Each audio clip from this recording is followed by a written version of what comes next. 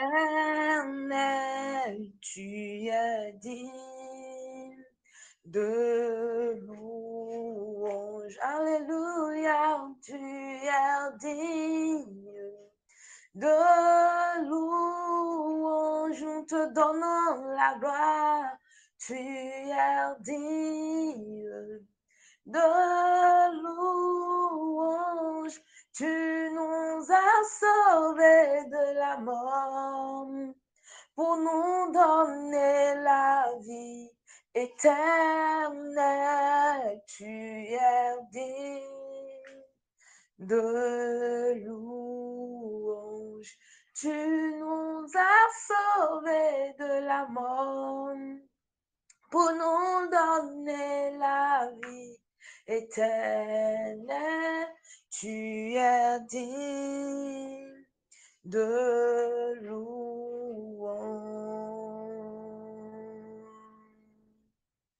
Qui est comme toi, Seigneur? Ô éternel, qui est comme toi, Seigneur? Ô éternel, qui est comme toi, Seigneur? Ô éternel, qui est comme toi, Seigneur? Ô éternel.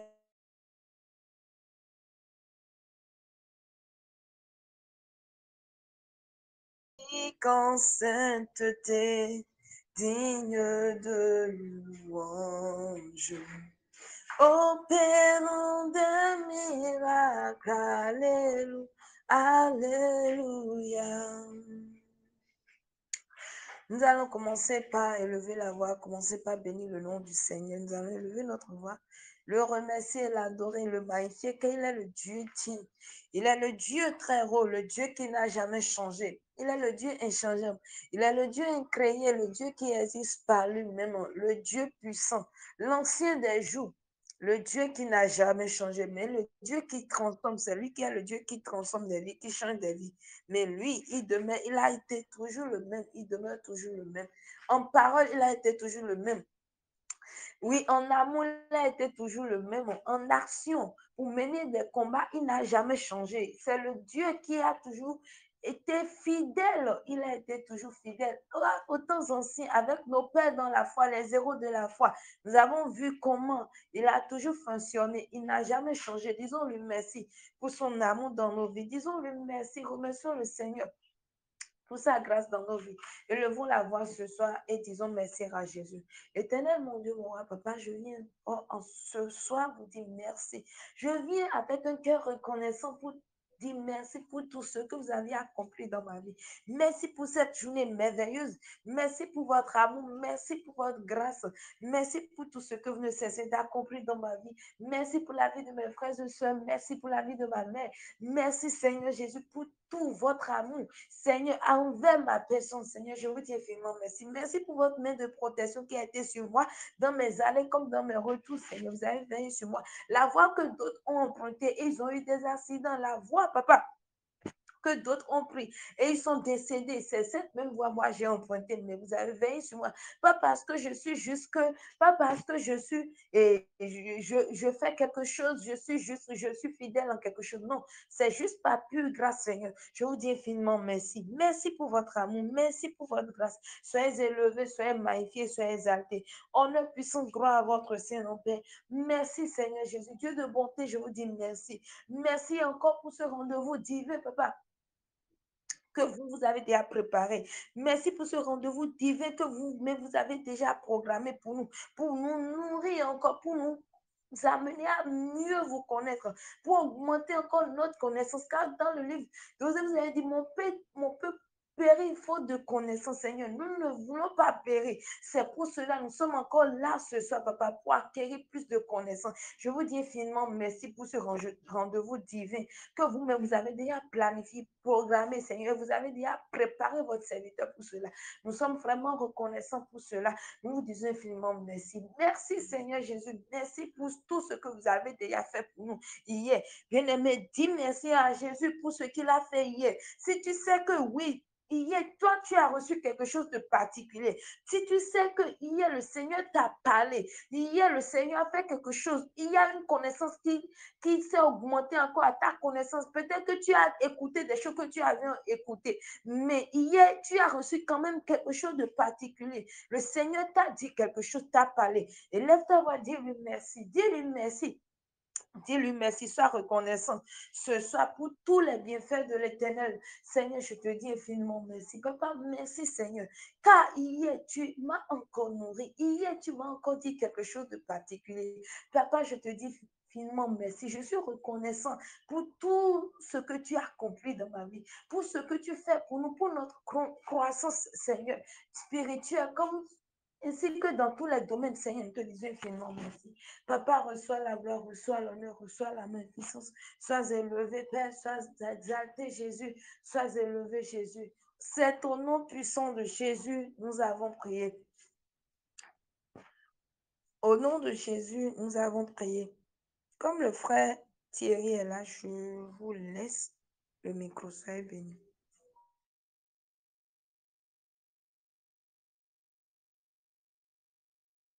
Amen. Merci, Sœur Triomphe, d'avoir dénoncé. J'ai totalement pas remarqué là. Merci. Je rends grâce à Dieu parce que Dieu nous a encore permis de nous réunir encore ce soir pour être encore plus édifiés. Je rends grâce.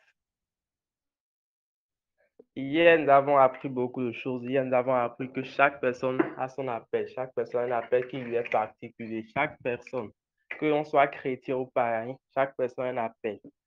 Donc, ce soir, je crois que nous allons également continuer dans l'appel que chacun a, dans l'appel que chacun a.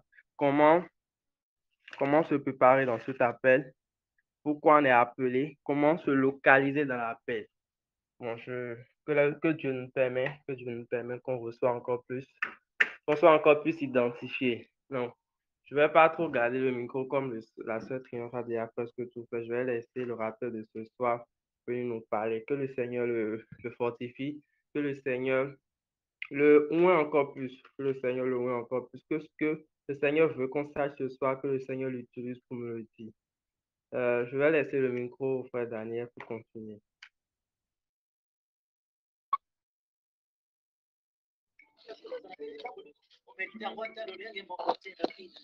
Amen. Shalom à tous.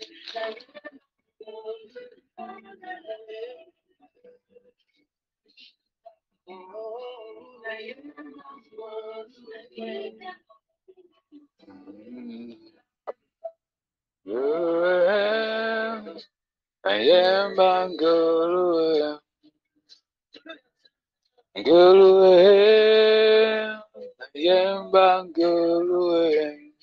Tu as besoin de dire, juste dire, Seigneur, ta grâce, j'ai besoin de ta grâce. Ta grâce, j'ai besoin de ta grâce.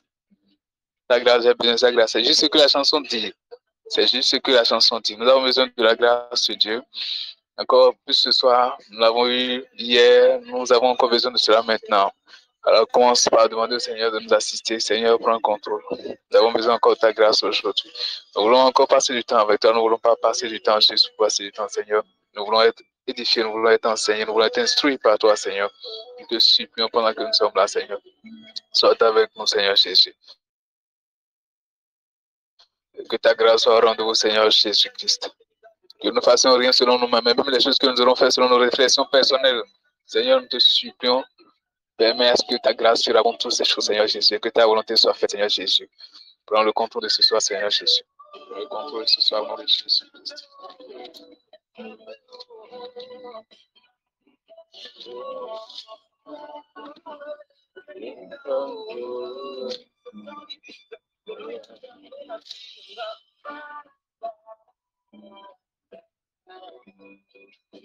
Amen. Shalom à tous. Je vous souhaite la bienvenue, tous ceux qui ont pu être là, tous ceux qui étaient là hier, tous ceux qui sont encore là aujourd'hui. C'est une joie pour moi de nous savoir nombreux à un programme pareil. Je voudrais que quelqu'un notifie cela dans les groupes, qu'il notifie tel que le frère Salomon l'avait fait hier, que nous avons commencé le programme pour ceux qui auraient peut-être oublié ou ceux à qui cela aurait échappé. Amen. Donc le Seigneur bénisse abondamment, c'est une joie pour moi, une grande joie. J'espère que vous m'écoutez très bien. Je ne sais pas si la musique est trop, si c'est trop, pour me notifier ça, je vais diminuer un peu. Donc c'est une grande joie pour moi de nous retrouver encore une fois ici. Salut tout le monde au passage. J'espère que vous avez lancé l'enregistrement. Salut tout le monde au passage. Tous ceux qui étaient là hier et qui ont encore rejoint le programme aujourd'hui. Tous ceux qui ont pris ce programme à cœur.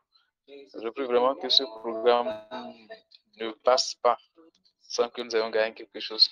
Et je ne veux même pas que nous gagnions seulement quelque chose, mais je veux que cela devienne notre quotidien. Voilà. Que cela devienne notre quotidien, que cela devienne quelque chose avec lequel nous commençons un nouveau plan, un nouveau projet. C'est ce que je veux en fait. Je ne veux pas que ce soit comme nous avons l'habitude de le faire chaque temps, on fait un séminaire et puis ça s'arrête là. Non. Mais il faut que ça devienne du réel maintenant. C'est l'heure que les choses deviennent réelles. Il est l'heure que les choses deviennent palpables. Il est l'heure que les choses deviennent une réalité. Il est l'heure que nous vivions ce que nous disons. Il est l'heure que nous vivions ce que nous enseignons. Ce n'est plus le temps que nous répétons la même chose. Non, ce n'est pas la peine. Non, nous ne voulons plus de ces genres de choses. On ne veut plus de ces genres de choses. Amen. Hier, nous avons commencé avec un programme. On a dit pourquoi Matthieu a appelé. Pourquoi Matthieu a appelé. Nous avons dit beaucoup de choses concernant l'appel. Nous en avons parlé beaucoup. Je vous supplie, cela est une réalité. Je vous supplie.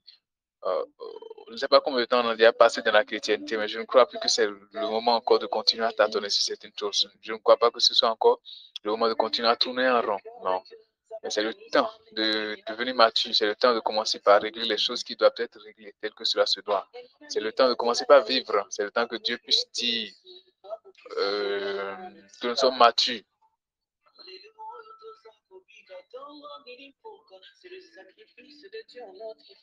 Amen. C'est le temps pour que Dieu puisse compter sur nous. C'est le temps pour que Dieu puisse espérer de nous quelque chose. C'est le temps pour que Dieu puisse jouir de l'œuvre qu'il a fait dans chacun de nous. C'est le temps pour que Jésus puisse vraiment jouir du sacrifice qu'il a fait, c'est-à-dire il s'est investi à la croix, il a fait beaucoup de choses à la croix et c'est l'heure maintenant pour qu'il puisse commencer par moissonner, qu'il commence par jouir du résultat du sacrifice qu'il a fait. Nous avons parlé de qu'est-ce que l'appel hier, nous avons dit beaucoup de choses par rapport à ça. Nous avons parlé beaucoup. Amen. Et nous avons dit même que l'appel, il y a certains éléments qui permettent de rassembler l'appel. On a parlé de où, le quand, le comment. Et oui, le où, le quand, le comment, le avec qui aussi. Amen. On a dit que ça pourrait vous aider à retrouver un peu votre paix. Quant à l'appel, on a dit pourquoi est-ce qu'il faut l'appel. Et nous avons dit aussi que l'appel, il le faut parce que chaque personne a attaché à sa vie un appel et cet appel-là doit servir à quelque chose pour la terre, doit servir à quelque chose pour le monde. Donc, l'appel n'est même pas à cause de vous d'abord, mais c'est à cause d'autres personnes. C'est parce que Dieu a un objectif, il y a une vision, il y a un plan pour chacun. Et donc, il vous utilise vous pour servir de satisfaction pour ces personnes-là. Donc, l'appel n'est pas en premier vous. C'est-à-dire l'appel n'est pas en premier pour vous satisfaire vous. Non. Mais l'appel vous utilise vous pour satisfaire d'autres personnes. C'est comme Jésus lorsqu'il mourait à la croix. Il ne mourait pas pour lui-même, mais il mourait pour nous. C'est comme Jean lorsqu'il traçait le chemin. Il traçait le chemin pour Jésus. Et l'objectif, ce n'était pas pour lui, il le faisait pour nous. Amen. C'était pour nous qu'il le faisait. Donc, nous allons commencer par, nous allons continuer avec comment découvrir l'appel. Et ensuite, si le Seigneur le permet, nous allons voir comment accomplir l'appel. Amen. Je prie vraiment que le Seigneur nous aide. Seigneur, nous prions au nom de Jésus. Nous te remercions, Papa. Nous te rendons grâce. Nous te disons merci de tout cœur, Seigneur. Tu as été avec nous pendant toute la journée. Tu as permis encore que nous nous retrouvons encore ici maintenant. Je veux remettre tout le programme dans tes mains, Papa. Je veux que tu conduis chaque chose de façon réelle. Papa, je n'ai pas envie de parler comme je veux. Je n'ai pas envie de dire ce que j'ai envie de dire. Je n'ai pas envie de donner le produit de la réflexion personnelle. Je n'ai pas envie de donner des raisonnements ou des calculs, juste des déductions, Seigneur. Ça ne servira à rien. Ça n'a pas de sens, Papa. Je veux que tu nous donnes réellement ce qui vient de toi, Papa. Je veux que chacune des choses, chacune des paroles prononcées, Seigneur, chacune des décisions, chacune de chaque chose dit dans son détail précis, puisse être de toi et puisse toucher le cœur de chacun que nous sommes, Seigneur. Je prie vraiment du fond de mon cœur, Papa, que cette parole, Seigneur, puisse porter une fruit dans la vie de chaque personne. L'objectif que nous parcourons, Seigneur, ce n'est plus de tourner en rond. Non, on a fini avec ça, Papa. On veut porter du fruit. Je te supplie de tout mon cœur. Permets que chacune de ces paroles, Papa, porte du fruit dans la vie de chaque personne. Pendant que je ne sais pas comment ça va se dérouler ce soir, je prie que tu me conduises tel que tu l'as prévu, Papa. Je te supplie de tout mon cœur et que ton nom soit glorifié. Au nom de Jésus, nous avons prié. Amen.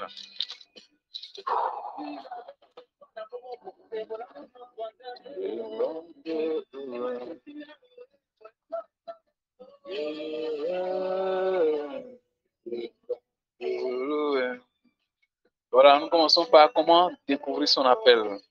C'est-à-dire, j'ai un appel, je suis conscient de ce que j'ai un appel. Maintenant, comment découvrir de quoi il s'agit? Comment savoir de quoi il s'agit? Comment savoir c'est quoi mon appel? Lorsque Dieu m'a créé, il m'a envoyé sur la terre, pourquoi il m'a envoyé? Comment découvrir ça? Amen. Je voudrais notifier en premier quelque chose. Lorsque nous sommes chrétiens, lorsque nous avons accepté Christ là, nous avons vu le passage hier qui disait que nous avons été créés pour de bonnes œuvres. Les bonnes œuvres peuvent être dans l'appel, mais les bonnes œuvres ne veulent pas forcément dire l'appel. Les bonnes œuvres peuvent être dans l'appel, mais les bonnes œuvres ne veulent pas forcément dire. Elle a dit les bonnes œuvres, mais l'appel c'est un. Je ne sais pas si vous comprenez. L'appel est un, en fait, et a plusieurs branches. C'est-à-dire, il y a plusieurs successions qui accomplissent l'appel. Mais l'appel, c'est comme la mort à la croix de Jésus. Et il y a plusieurs successions, comme les miracles, les prodiges, les guérisons, tout ça, qui devait servir à certaines choses. Mais l'élément principal, c'était la mort à la croix. C'était ça, la mission. Je ne sais pas si vous comprenez. Comme Jean-Baptiste, l'élément principal, c'est tracer le chemin pour Jésus. Mais dans ça, il devait baptiser les gens, il devait faire ceci, il devait faire. Donc l'appel là, a plusieurs divisions, si on peut le dire ainsi. On peut appeler bonnes œuvres si vous voulez. Et les bonnes œuvres, bon, je ne vais pas rentrer dans ce détail aujourd'hui parce que nous ne sommes pas de façon principale dans ce thème. Mais comprenez que les bonnes œuvres peuvent faire partie de l'appel, mais les bonnes œuvres ne veulent pas dire de façon typique l'appel. C'est ce que j'essaie de faire comprendre. Amen. Et si nous sommes chrétiens, alors je vous assure, être chrétien est un atout. Mais est-ce qu'on dira que être chrétien est indispensable pour connaître son appel?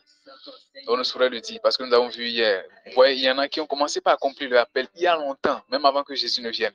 Et il y en a qui n'étaient même pas juifs et qui accomplissaient l'appel. Nous avons vu le cas de Cyrus hier qui était un roi païen et qui avait accompli son appel, celui de permettre. On a vu la prophétie typique au sujet de Cyrus.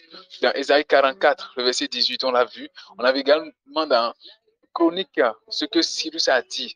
Et on a vu que cela était une prophétie que Ésaïe avait annoncée des années avant. Et Ésaïe avait prononcé cette phrase. Ésaïe avait dit que Cyrus allait faire telle chose. Pendant que Cyrus ne savait pas quand est-ce qu'il allait venir. Il n'était même pas encore né à l'époque. C'était un païen. Et cet homme, Dieu lui a demandé de faire quelque chose de façon précise. Dieu appelle même mon serviteur. Il n'était pas juif. Il ne connaissait rien de loi juive. Rien du tout. Mais il savait juste qu'il devait faire quelque chose. Et cette chose qu'il devait faire, il avait besoin d'autres personnes pour le faire. Quand on parle de avec qui accomplit l'appel. Amen. Avec qui accomplit l'appel? Comme Néhémie qui devait bâtir la muraille, il devait le bâtir avec certaines personnes. Il y avait Sambala, il y avait Tobia qui ne faisaient pas partie de l'appel. Si certaines personnes qui ne sont pas censées être dans l'appel, elles vont entraîner du trouble. Elles peuvent se retrouver sans savoir. Il y a beaucoup de choses qui tournent autour de ça. Amen. Donc, accomplir l'appel a commencé par exister depuis longtemps. Ce n'est pas maintenant que accomplir l'appel existe, non. Elle existait déjà depuis. Beaucoup le faisaient déjà. Beaucoup. Mais remarquez que, pour la plupart, avant qu'il ne puisse bien accomplir, quand je vais prendre le cas de Cyrus, on va remarquer qu'il a fallu quelqu'un pour réveiller son esprit. Quelqu'un. Et c'est Dieu qui l'a fait. Amen. Donc, c'est Dieu qui réveille les esprits des gens pour accomplir les appels. Donc, accomplir l'appel ne veut pas forcément de façon typique dire être chrétien. Mais être chrétien est un atout pour accomplir l'appel. Est un atout, est un privilège. Parce que vous avez plus de grâce de ne pas faire beaucoup d'erreurs. En ce sens que vous êtes plus conduit par le Saint-Esprit, vous ne perdez pas du temps sur beaucoup de choses, vous ne perdez pas d'énergie, vous ne perdez pas de finances. Il y a des parcours. Vous savez quand attendre. Surtout quand vous arrivez à développer les fruits de l'esprit. Alors vous savez quand je dois attendre, quand je ne perds pas d'énergie. Quelqu'un qui n'a pas le Saint-Esprit ou n'est pas chrétien va se mettre à rentrer dans toutes sortes de choses juste pour accomplir son appel. Et c'est dans ça il va apprendre, il va apprendre beaucoup. N'empêche qu'il ne finira pas accomplir ce pourquoi il a été appelé peut-être s'il est passionné et il veut vraiment l'accomplir. La Bible dit Dieu a réveillé l'esprit. Donc Dieu peut réveiller l'esprit de n'importe qui. Ce n'est pas l'esprit des chrétiens seulement que Dieu réveille. Toute la création. Amen. De façon précise. La Bible dit que Dieu a suscité Nebuchadnezzar pour aller en Babylone, pour aller attraper les gens, pour amener en captivité. Amen. Je ne sais pas si vous comprenez. J'ai dit que si vous avez des questions, vous écrivez des questions, vous envoyez ça au messager de Doufit, le 99 15 98 112. Vous avez des questions, vous envoyez là-bas. Et à la fin, nous allons voir comment nous allons prendre pour un programme. Nous allons répondre de façon typique aux questions. Amen. Donc, on peut être païen et accomplir son appel. Seulement que les païens ou les personnes qui ne connaissent pas Dieu ne suivent pas, ou ne vont pas forcément chercher Dieu. Il y en a qui font des prières, hein, disent Seigneur, aide-moi à accomplir ça, et ça marche. Et ça marche. Il y en a qui suivent dans le code pour découvrir l'appel selon ce que beaucoup ont écrit.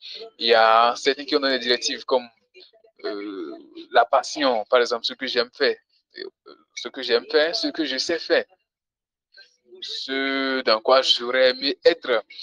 Il y en a qui ont même dit, c'est des choses qui sont vraies, c'est des choses qui sont vraies. Et il y en a qui ont dit, ce que tu aurais aimé ou ce à quoi tu vas consacrer plus de temps. Si aujourd'hui tu as de l'argent, c'est-à-dire tu n'as plus besoin d'aller rechercher de l'argent, tu n'as plus besoin d'aller travailler pour gagner de l'argent là. Ce à quoi tu vas consacrer ta vie est probablement ton appel. Certains l'ont décrit comme ça, et c'est des codes que je vous donne. C'est probablement ça. Sauf qu'aujourd'hui, ce n'est pas de ça que je veux parler, mais c'est des codes que je vous donne sur comment connaître ton appel. Mais de façon typique, ça peut ne pas être, parce que vous savez, les passions ne sont pas forcément l'appel. Les passions peuvent conduire à l'appel. Mais là où les passions conduisent ne sont pas forcément là où se trouve l'appel. C'est-à-dire ce que j'aime faire n'est pas forcément ce pourquoi Dieu m'appelle. Ce n'est pas forcé. Non. Je donne cet exemple-là de cet homme de Dieu que nous connaissons. Et il s'appelle Chris Ndoukoumana, celui dont nous suivons le Kanguka chaque jour. Cet homme a dit ceci, dit, sa passion c'était devenu un grand basketteur. Il regardait Michael Jordan qui joue au basket. Et il était tellement impressionné. Son rêve, c'était de jouer dans le NBA. Je ne sais pas si vous connaissez l'équipe qu'on appelle NBA. C'est la plus grande équipe d'Amérique. Bon, pas, je vais pas la plus grande équipe, l'une des grandes équipes d'Amérique du basket. Il dit c'est son rêve, c'était son rêve. C'était sa passion. C'est ce qu'il voulait. Il voulait devenir un basketteur. Et il faisait tout. Ça fait qu'il a lutté fatigué contre Dieu parce que c'était sa passion. Il voulait l'accomplir. Mais sauf qu'après, quand il a compris que ce n'était pas pour ça que Dieu l'avait appelé, la passion n'était pas vraiment l'appel. La passion n'allait pas l'amener là où Dieu l'attendait. Je ne sais pas si vous comprenez ce que je dis. C'est ce que je disais quand je disais que vous courez un risque si vous suivez seulement les passions. Vous allez tomber dans l'erreur. Mais c'est là le risque de ceux qui ne sont pas chrétiens, ceux qui n'ont pas connu Christ. Ils n'ont pas la possibilité, ils n'ont pas cet atout du Saint-Esprit pour se laisser conduire par le Saint-Esprit, pour se laisser diriger par le Saint-Esprit. Ils n'ont pas cet atout-là. Ce que nous avions. Donc nous avons plus de chances normalement que eux pour atteindre une dimension donnée parfaite dans l'accomplissement de l'appel. Nous avons plus de chances. Figurez-vous que si cet homme-là avait suivi sa passion, était devenu basketteur, aujourd'hui, qui serait en train de prier pour les malades? Vous avez le nombre de personnes qui sont guéries juste par la simple prière que nous faisons samedi, à peine 3 minutes ou 4 minutes, je ne sais pas combien de temps la prière fait, je ne sais pas. Et vous vous imaginez le nombre de personnes qui sont guéries, le nombre de personnes qui sont guéries du cancer, du VIH-Sida, de quoi? Du diabète. Le nombre de personnes stériles qui ont enfanté, 20 ans de stérilité, 25 ans de stérilité, où seraient toutes ces personnes-là si cet homme-là n'avait pas fini par obéir, n'avait pas fini par suivre le chemin jusqu'à être là où il est? Le parcours n'a pas été facile, reconnaissez-le. Mais si il n'était pas là où il est actuellement, vous imaginez le nombre de personnes qui sont en péril? Vous imaginez le nombre de personnes qui vont mourir à cause de la dépendance du taux, diabète et tout ça? C'est important de chercher Dieu. C'est important de chercher l'appel et d'accomplir l'appel de façon particulière. Je vous assure, on l'a dit hier, vous allez faire souffrir beaucoup de personnes. Vous allez mettre la vie de beaucoup de personnes en danger juste parce que vous ne savez pas pourquoi vous êtes appelé. Vous allez frustrer la vie de beaucoup de personnes. Vous allez faire du mal à beaucoup de personnes. Beaucoup de personnes vont souffrir juste parce que vous ne savez pas pourquoi vous êtes sur la terre. Vous êtes en train de vous promener seulement. Le cas que j'ai pris de façon typique du pasteur Chris Ndoukoumana, regardez le nombre de personnes touchées, peu importe la partie. C'est juste une prière, il ne le fait pas à téléphone, il ne le fait même pas en présentiel. Et regardez le nombre de personnes qui sont guéries. Donc l'appel n'est pas forcément la passion, c'est ce que j'essaie de vous expliquer. Donc la passion n'est pas forcément la raison pour laquelle Dieu m'a appelé. Non, ce n'est pas ça. Ce n'est pas ça. Nous allons voir quelque chose de façon typique. Un code que je donne ce soir, quelque chose que je trouve capital que toutes les autres. J'ai dit quelque chose tout à l'heure, j'ai dit passion, ce que vous aurez aimé faire si vous n'avez plus besoin de chercher de l'argent, tout ça. Et au-delà de toute chose, vous avez besoin de rechercher Dieu. Vous avez besoin de connaître Dieu. Vous avez besoin de... c'est plus que être chrétien, c'est plus que aller à l'église. Non, s'il vous plaît, on doit quitter ce niveau-là. On doit quitter ce niveau de juste aller à l'église, juste prier, juste évangéliser. C'est plus que ça, les gars. C'est plus que ça. Ce n'est plus le moment de tourner autour de ça. Ce n'est plus le moment de tourner autour de je vais à l'église, je chante, je suis dans la chorale, je ne mens plus, je ne vole plus, je ne sais plus que ça. C'est plus que je vais à la veille de prière, c'est jusqu'à la dimension de je parle avec Dieu. C'est à là que nous devons venir maintenant. J'échange avec Dieu. I'm speaking with God. Je change avec Dieu, je cause avec Dieu. Vous savez, ceux qui ont la possibilité de discuter avec Dieu, d'échanger avec Dieu, sont en qualité largement supérieure que tout le reste. Je vous donne un exemple. Regardez, Habakkuk, dans Habakkuk chapitre 2, dit qu'il était sur la tour et qu'il attendait Dieu pour échanger avec Dieu au sujet de quelque chose qui concernait le peuple. Il porte un fardeau, celui du peuple. Il vient défendre le peuple devant Dieu. Il a la possibilité de rencontrer Dieu, d'échanger avec Dieu. Lorsque vous passez le temps d'être chez un chrétien et que vous ne cherchez pas à atteindre une dimension de quelqu'un qui échange avec Dieu, qui cause avec Dieu, qui comprend, qui discute, si vous ne cherchez pas à atteindre ce niveau, oh, vous avez perdu. Je ne sais pas à quoi vous aurez servi être chrétien. Je vous assure franchement, franchement, vous aurez largement derrière. La Bible dit que lorsque Jésus est mort sur la croix, le voile dans le temple est déchiré et que tous ont désormais accès à Dieu.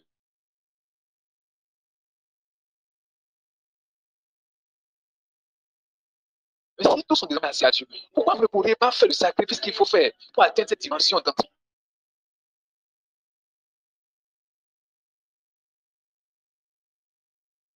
Ne faites pas que toutes les choses que vous devez savoir Dieu m'a dit. Non, il y a des fois où vous allez tâtonner par rapport à certaines choses. La Bible dit que Dieu s'est mis loin de...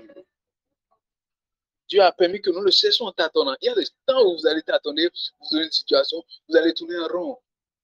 Mais en fait, je parle de la capacité de chaque jour apprendre à mieux connaître Dieu. C'est de ça que je parle. Grandir dans l'intimité avec Dieu. C'est de ça que je parle.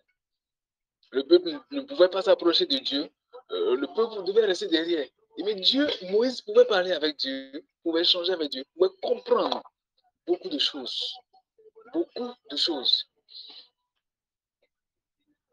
Ah bon, je le dis de façon sincère, ce n'est plus le temps de tourner en rond avec certaines choses. Ce n'est plus le temps de continuer à aller seulement à l'église. Non. Non. Non. Ah, non, non. Ce n'est plus le temps de continuer seulement. Il n'y a rien de mal à être un bon chrétien. Mais grandissons juste, dépassons juste l'étape de grand chrétien, de bon chrétien, et allons à la dimension du chrétien qui a une relation personnelle avec Dieu. Un chrétien à qui, quand tu viens pour parler,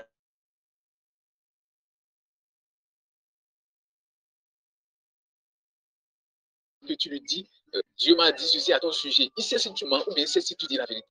Il veut dire que certains qui auront le discernement, la capacité de discerner le bien du mal.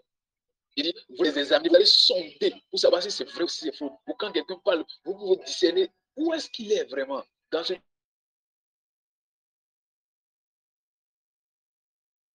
qu'il dit. Et vous n'avez pas peur. Vous n'avez plus animé par la peur, vous n'avez plus animé par la distraction. N'oubliez pas quoi que ce soit. Vous côtoyez Dieu pour vous reconnaissez la présence de Dieu. Même quand vous sentez le contraire, vous savez qu'ici, là, il y a un problème. C'est de ça que je parle. C'est de ça que je parle. Jésus a promis le Saint-Esprit. Le Saint-Esprit est arrivé. Le Saint-Esprit se trouve sur la terre. Et pourquoi ne pas profiter du Saint-Esprit? Why? Pourquoi?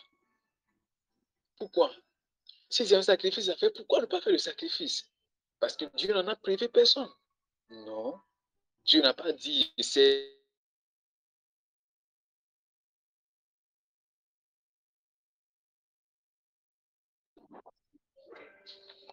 Je ne suis pas contre les prophéties, je ne suis pas contre ça. Non, non, non.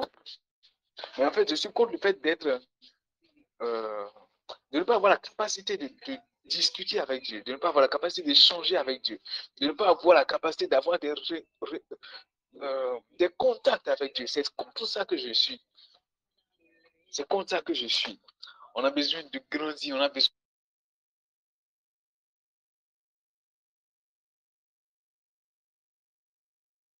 La Bible dit que Jésus était né, on l'avait amené dans le temple. Et lorsqu'on avait amené Jésus dans le temple, la Bible dit que Siméon avait été conduit par le Saint-Esprit dans le temple. Il ne savait même pas de quoi il s'agissait. Mais il savait que c'était Dieu qui le conduisait là où il va. Et cet homme donc finit dans le temple et rencontre le Messie. Et il commence par prier, dit, tes yeux m'ont permis, ta grâce m'a permis de voir ce que j'attendais depuis longtemps. Il a commencé par prophétiser. Il a commencé par dire, il a dit, tu m'avais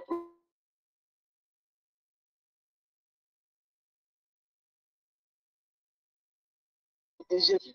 Dieu a dit à Simon qu'il allait voir ceux qui allaient se partir. Parce que pratiquement, il était déjà vieux. Mais Dieu lui a fait une promesse. Lorsqu'il a commis avec Dieu, je donne encore ce cas d'Ananias qui était à Damas lorsque Paul est venu. Il a dit que Paul a percé les yeux. Paul a vu dans une vision Ananias qui lui a imposé Dieu. Et la Bible dit que c'était tellement précis. Dieu parle à Ananias et lui dit va dans tel endroit, à tel endroit, à tel endroit, dans telle rue, dans la maison de telle personne qu'on appelle tant. Tu verras telle personne. Et pourquoi est-ce qu'on ne peut pas vivre cela? C'était des chrétiens de l'époque. Ananias, c'était peut-être le responsable du temple à l'époque à Damas, mais c'était pas Pierre, c'était pas Paul, c'était pas Jean, c'était pas si, c'était pas ça. Non.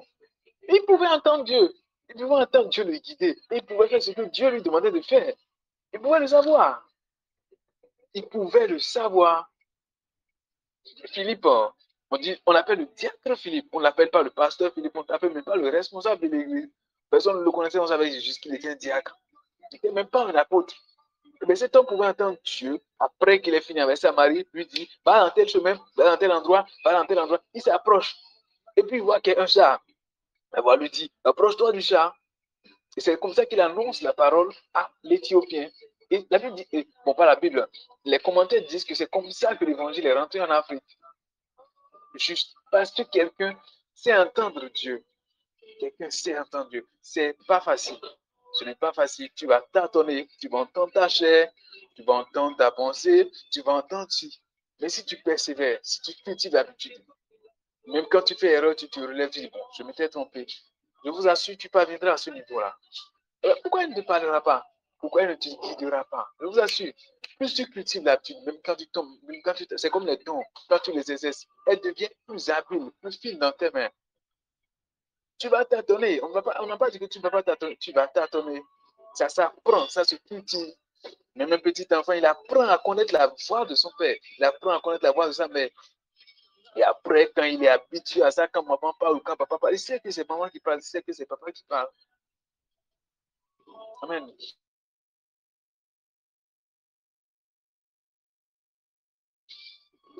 Donc, vous en avez besoin. Quand vous en avez, nous en avons besoin. Nous en avons besoin, s'il vous plaît. C'est toute la carte, c'est de ça que je veux parler principalement ce soir. Dans ce domaine-là, comment savoir l'appel? Comment découvrir l'appel? Si vous êtes chrétien, parce que c'est à des chrétiens que je parle. Si je parlais à d'autres personnes, alors j'allais utiliser d'autres cartes. Et je parle à des chrétiens. Franchement, nous avons besoin d'arriver là-bas. Je crois que si nous sommes arrivés là-bas, alors le corps du Christ aura moins de problèmes par rapport à certaines choses. Il y a moins de problèmes. Amen. Maintenant, besoin, je vous supplie. C'est difficile. Mais sachez que vous êtes chrétien. Vous n'êtes pas chrétien pour faire des choses faciles. Vous êtes chrétien pour faire des choses difficiles. Vous êtes chrétien pour que même si c'est difficile ou pas, vous le fassiez. Amen. À moins que vous ne soyez pas chrétien. Si vous avez accepté Christ, acceptez endosser toutes les responsabilités qui suivent cela. C'est ça. Ce n'est pas négociable. Je reconnais que ce n'est pas facile. Les gars, vous ne savez pas ce que je traverse aussi. Vous ne savez pas comment c'est facile de faire certaines choses. Comment c'est difficile de faire certaines choses. Comment à la limite, je dis, bon, on a qu'à arrêter d'abord, c'est quel problème ça. Vous ne savez pas. Donc pendant que je le dis, ce n'est pas parce que je suis... Non. Mais il faut que vous sachiez que lorsqu'on a accepté Christ, il y a des exigences et nous devons décider de marcher selon ces exigences. C'est en cela que j'aime certaines personnes que j'ai côtoyées, que je côtoie encore. Franchement, je suis impressionné par rapport à beaucoup de choses les concernant. Beaucoup de choses. Waouh! Lorsque vous dites telle chose, ah, il ne faut pas jouer avec eux. Non, non, non. Soit c'est ça, soit c'est pas ça. Soit vous êtes venu faire ça, soit vous n'êtes pas venu faire ça. Franchement, je les admire. Je suis impressionné. Au point où j'ai même peur de les côtoyer parce qu'ils diront ce gars-là, il n'est pas sérieux. Franchement, quand il s'agit de Dieu, quand on dit on va faire quelque chose de Dieu, ah, ils sont au point. Ils sont au point. C'est ce que nous devons faire. S'il y a une exigence, si on dit la prière est indiscutable pendant qu'on est chrétien, priez. Vous ne savez pas quoi dire, priez en langue. Priez en langue, priez en langue, priez en langue et priez en langue. Si on dit l'amour est indispensable en tant que chrétien, ne discutez pas. Si on dit aimer quelqu'un, aimez-le. Bon, si le Saint-Esprit vous dit faites du don à telle personne, ne discutez pas.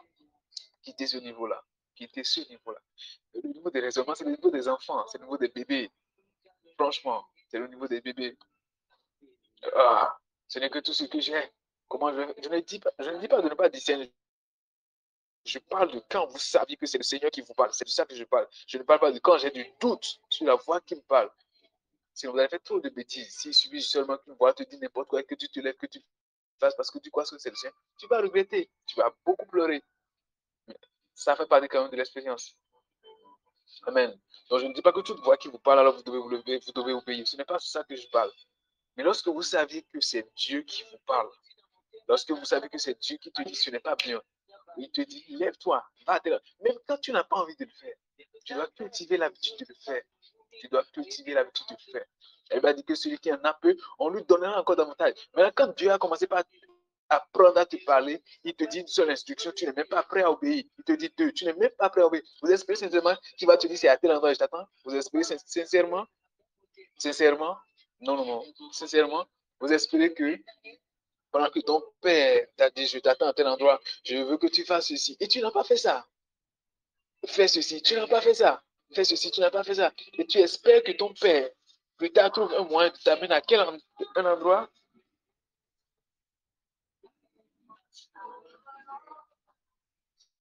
Vous espérez sincèrement? Non, ça ne marchera pas comme ça. Ça ne marchera pas comme ça. Donc franchement, je vous en supplie. Je vous en supplie. J'ai dit qu'on doit quitter le niveau où nous sommes. Je vous en supplie. Je vous en supplie. C'est compliqué. C'est... Wow. Et on en a besoin. Je sais qu'il y en a très peu qui sont comme ça. Je sais qu'il y en a très peu qui résistent au Saint-Esprit. Ouais, je sais qu'il y en a très peu. Très peu. Je suis très content d'ailleurs de ça. Je suis très content. Et nous serons encore plus nombreux maintenant à obéir au Saint-Esprit. Nous allons jouer la carte des fous. Ouais. Nous allons faire comme des fous. Des fous, des fous. Il ne sait pas où il va. On va faire comme Abraham. Abraham ne sait pas où il va. On dit lève-toi. Dans le pays que je te montrerai, on n'a même pas encore montré l'endroit. Mais le gars se lève, ramasse et clique et claque, et prend le chemin. Vous imaginez, il ne sait même pas si c'est de qui il s'agit, qui lui parle. Les ancêtres d'Abraham à l'époque adoraient des idoles. Les parents d'Abraham étaient idolâtres, pardon. Mais Abraham, quelqu'un lui parle. On dit Dieu lui a parlé. Et cet homme croit en cette personne et prend le chemin et il part. Waouh! Et c'est là que commence toute une histoire. C'est ce que nous allons faire maintenant. C'est ce que nous allons commencer à faire désormais. Ouais, c'est ce que nous allons faire. Nous allons faire même plus que ça. Yes. Nous allons faire plus que ça au nom de Jésus. Amen. Donc, vous avez c'est ça que vous avez besoin. Vous cultivez, je vous assure, il est impossible que vous accomplissiez par l'appel. C'est impossible. C'est impossible. Vous commencez là. Vous commencez dans le but secret, dans la marche avec Dieu, et que vous n'entendez pas. Encore que je veux quelque chose sur l'appel. L'appel, ce n'est pas comme si l'appel est connu tout de suite, je sais, de façon précise. Non. Non. Ça ne vient pas toujours comme ça, ou ça ne vient même pas comme ça toujours. Vous allez découvrir quelque chose. Vous allez découvrir quelque chose. Vous allez découvrir quelque chose. Vous allez découvrir quelque chose. Vous allez voir telle chose. Vous allez voir telle chose. Vous allez voir telle chose. Et c'est une succession. C'est une succession. C'est une succession. C'est une succession. Amen. Vous pouvez connaître la fin. Mais vous ne pourrez pas courir tout de suite pour aller à la fin. Il y a ce qu'il faut faire. On va voir tout à l'heure comment accomplir l'appel. Il y a des successions, des processus, des directives qu'il faut suivre. On ne se lèvera pas tout de suite pour accomplir l'appel. Non. Remarquez Jésus dans le temple. On a dit qu'on était en train de faire la fête des pains sans levain, si je ne me trompe pas. Et Jésus était. La Bible dit que tout le monde l'attendait au temple à l'époque là. Parce que c'était tout le monde était sûr qu'il allait venir. Mais Jésus dit à ses disciples et à ses frères, il dit allez d'abord, moi je n'y vais pas maintenant. Et c'est plus tard qu'il y vient. Parce que ce n'était pas le temps de partir. C'est impossible que vous n'atteignez pas l'appel si vous apprenez à marcher avec le Saint-Esprit. C'est compliqué parce que ça va demander beaucoup de travail. On a déjà appris à entendre beaucoup de voix. Et donc, on va reprendre à entendre le Saint-Esprit nous parler. Je ne sais pas, on a vu l'histoire de Samuel hier où Dieu a appris à commencer par lui parler d'une certaine façon. Waouh! Mais c'est intéressant, je vous assure. C'est tellement intéressant. Lorsqu'une seule carte s'ouvre et tu ne comprends même pas, et des secondes qui suivent, tu comprends de quoi il s'agit. C'est très intéressant. C'est comme des jeux de puzzle ou des jeux d'intelligence ou des jeux de devinette. Ils montrent juste une figure. Quand je parle d'une montre, je ne parle pas de façon typique. Vous voyez une image pour ceux qui voient une image ou ceci ou cela. Ce n'est pas de ça que je parle. Je parle de lorsque vous devez suivre une directive. Lorsque vous devez suivre une directive et vous ne savez pas quelle direction suivre, et vous voyez juste peut-être, je suppose, vous devez aller au nord. Vous voulez prendre juste une décision, vous voulez prendre un chemin, vous voulez faire quelque chose. Vous ne savez pas, peut-être vous avez 4 éléments, vous ne savez pas, mais vous retrouvez quelque chose qui s'affiche et qui donne un élément qui se trouve dans quelque chose. Et vous recherchez cette chose, vous allez le retrouver dans quelque chose. Donc c'est intéressant, c'est très intéressant d'apprendre à écouter Dieu. Je vous assure, c'est intéressant, très très intéressant. Et nous devions cultiver ça. Amen. Nous allons rapidement passer sur.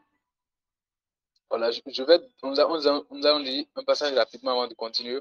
Quelqu'un va nous trouver le livre de Jean, chapitre 8, le verset 28 et le verset 29. Jean 8, verset 28 à 29, avant que nous ne passions au point suivant.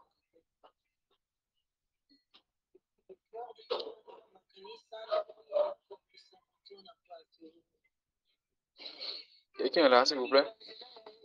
Ça peut aller? Jean chapitre 8, le verset 28, verset 29. Jean 8, verset 28 à 29. Je lis au nom puissant de Jésus-Christ de Nazareth. Jésus donc leur dit, quand vous aurez élevé le Fils de l'homme, alors vous connaîtrez ce que je suis, et que je ne fais rien de moi-même, mais que je parle selon ce que le Père m'a enseigné. Celui qui m'a envoyé est avec moi. Il ne m'a pas laissé seul, parce que je fais toujours ce qui lui est agréable. Amen. Qu'est-ce qu'il dit? Il dit, celui qui m'a envoyé avec moi, je fais toujours ce qui lui est agréable. Je fais ce que je vois le Père faire. Donc, je suis ce qu'il dit. Je bouge quand il bouge. C'est le point suivant d'ailleurs. L'appel est un long parcours qui s'accomplit chaque jour. Donc, l'appel s'accomplit chaque jour. Jésus a dit, il y a le pain quotidien. Donc, il y a, dans le processus de l'appel pour atteindre la fin, là, il y a ce que vous avez à faire chaque jour.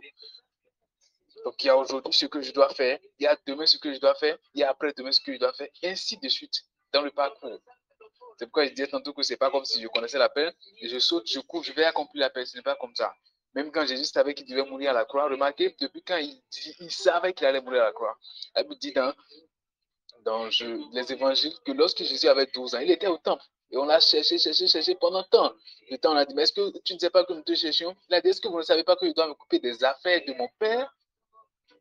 Et remarquez, c'est à 30 ans que cet homme commence le ministère. Bon, jusqu'à avant 30 ans, pourquoi est-ce qu'il ne commençait pas le processus? Et même quand il a commencé à 30 ans, mais pourquoi est-ce que tout de suite il ne va pas mourir à la croix? Puisque c'était la finalité. C'était la fin de l'histoire, c'était la fin de la mission. Pourquoi? Il y avait quelque chose à faire chaque jour. Il y avait quelque chose à faire chaque jour. Il y avait quelque chose.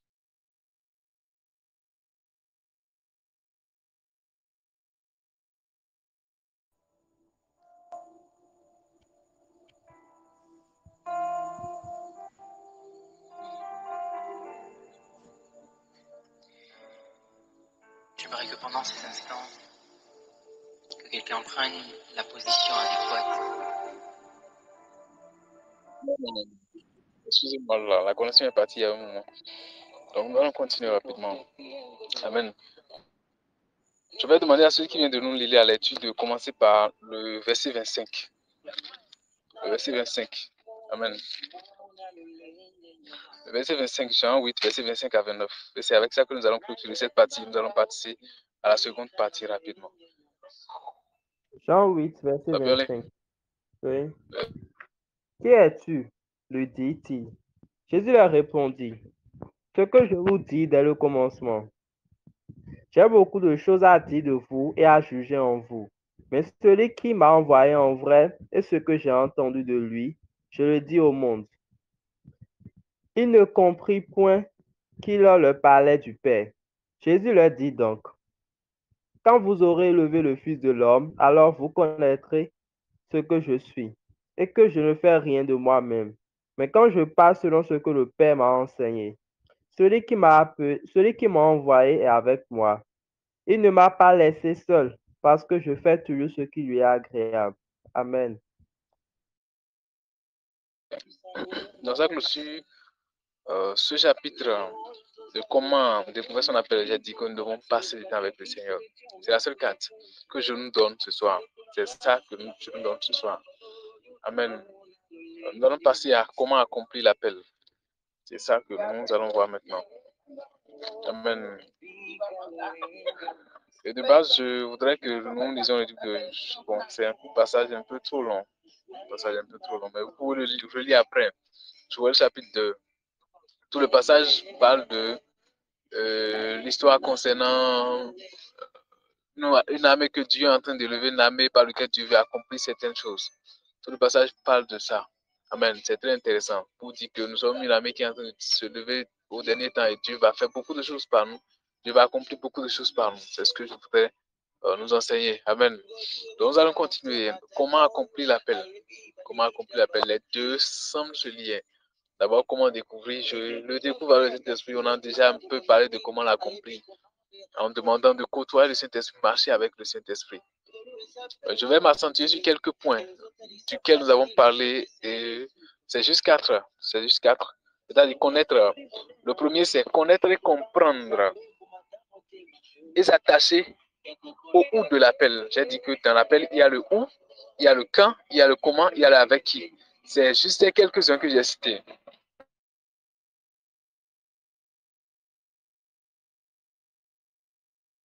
C'est juste ces quelques quatre-là que j'ai cités. Il y a plusieurs. Mais nous allons juste faire avec ces quatre-là. Amen. Nous allons juste faire avec ces quatre. Je vais demander à quelqu'un de nous prendre le livre de Matthieu, Matthieu chapitre 10, le verset 5. Et quelqu'un d'autre va nous aider avec le livre de 1 roi 17, à partir du verset 1 verset 16. Bon, allons avec 1 roi 17, verset 1 à 16. Là, on pourra gagner sur le temps. Amen. 1 roi 17, verset 1 à 16. Le livre de Matthieu 10, verset 5 notifie que les disciples avaient été envoyés en mission et Jésus leur dit, lorsque vous allez partir, vous irez seulement vers les brebis perdues d'Israël. Il leur a dit où est-ce qu'ils devaient aller. Toute mission a toujours là où on doit aller. Tout appel a toujours un lieu. Toujours. J'ai dit que l'appel était coupé, morcelé en plusieurs morceaux qui forment la carte du puzzle. Donc l'appel de ça.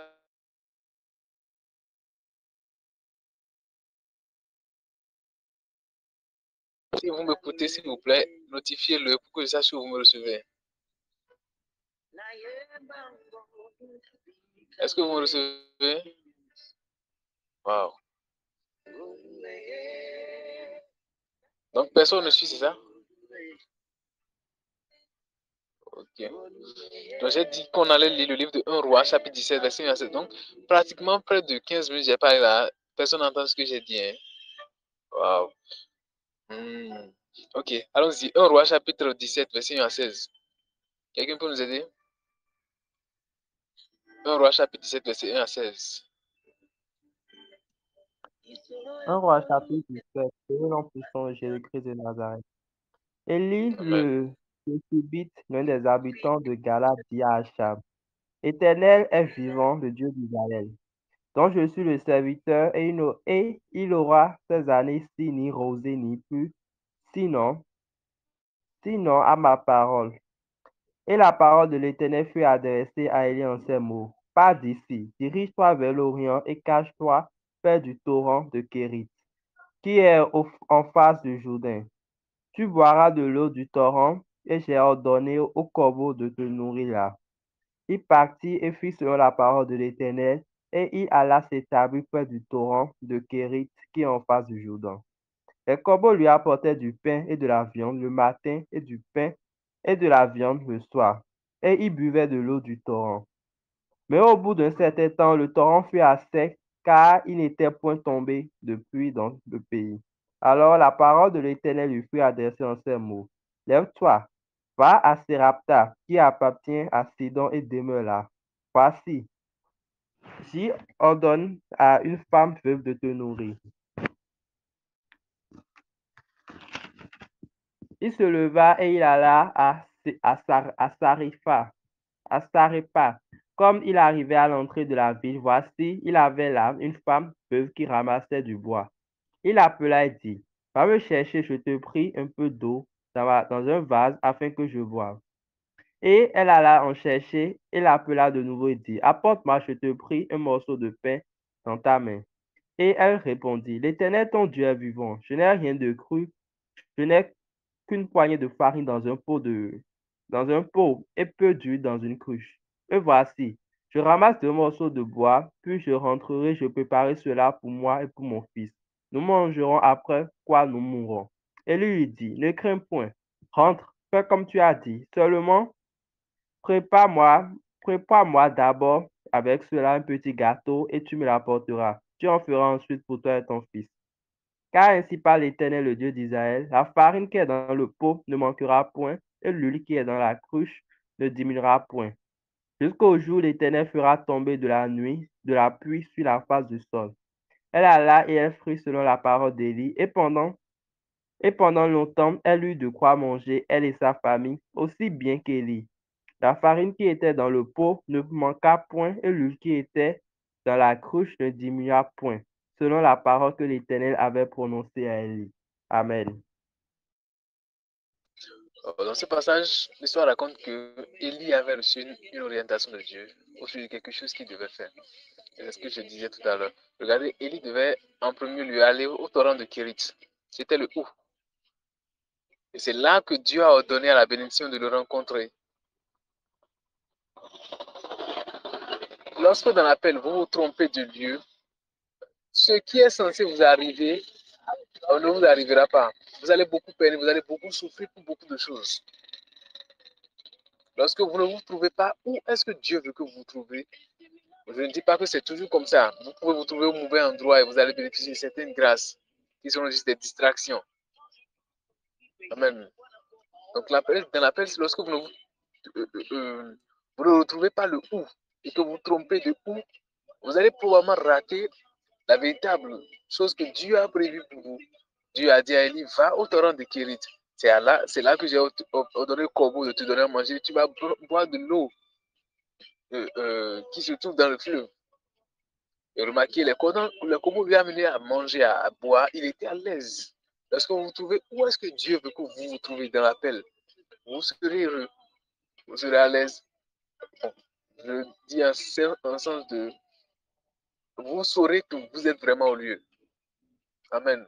Vous saurez vraiment que vous êtes au lieu. Vous avez besoin de connaître le lieu. C'est indispensable. C'est indispensable. Lorsque le processus de ce lieu s'arrête pour le trône de Kérit, la Bible dit que Dieu lui dit, va à tel endroit, chez la veuve de Sarepta. La Bible dit, Dieu dit, je l'ai ordonné de te donner à manger. Mais cette veuve même ne sait pas que Dieu l'a ordonné de donner à manger à Élie. Vous savez, bon, cette femme n'a pas parlé comme si elle a entendu Dieu lui parler ou quoi que ce soit. Autrement dit, Dieu ne lui a rien dit. Mais Dieu a prédisposé son esprit pour que son esprit puisse répondre aux besoins de Élie. Quand Dieu dit, j'ai ordonné à quelqu'un de te faire telle chose, ce n'est pas parce que la personne t'a vu dans une vision, dans un rêve. Mais Dieu a prédisposé son cœur pour qu'il puisse te satisfaire par rapport à ce que tu dis. La Bible dit dans le Proverbe 23, je crois. Elle dit, le cœur des rois est dans la main de Dieu comme un courant d'eau et il le dirige où il veut. Dieu envoie Élie à un autre endroit. Autrement dit, c'est là qu'il a prévu les grâces, les bénédictions et tout ce qui va avec. C'est là qu'il a prévu tout ça.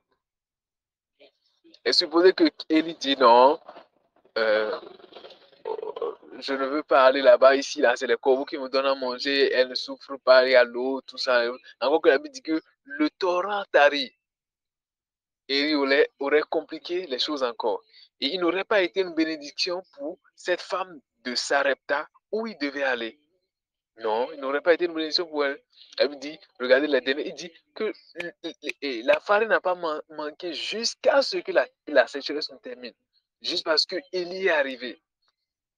Dieu s'est souvenu de cette femme-là, a envoyé Élie. Et Dieu a prédisposé son cœur. Franchement, les gars, si quelqu'un te dit non par rapport à quelque chose, ne force pas. Non, ne force pas. On reconnaît que c'est juste Dieu. Dieu n'a pas voulu ça pour toi et puis continue le chemin. Si quelqu'un te dit pas oui, reconnais que Dieu n'a pas disposé son cœur. Tu cherches un travail, tu cherches quelque chose et ça n'a pas marché, ce n'est pas grave. Ici, la Bible dit que Dieu dispose les esprits. Il dit j'ai commandé. Et je crois que ce n'est pas le seul passage qui dit où Dieu dit j'ai commandé à telle personne de faire telle chose. La personne ne sait même pas. Elle ne sait même pas. Dieu prédispose l'esprit de Cyrus à accepter ce que Daniel va lui dire. C'est comme ça que Cyrus accepte et commence par faire les choses. Donc, si Dieu dit, wow, il y a une scène qui essaie de me venir en tête et je ne me rappelle plus trop.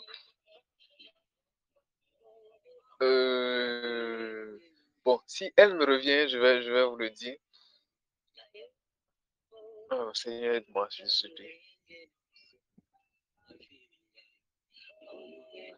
Voilà, bon, je prends ceci.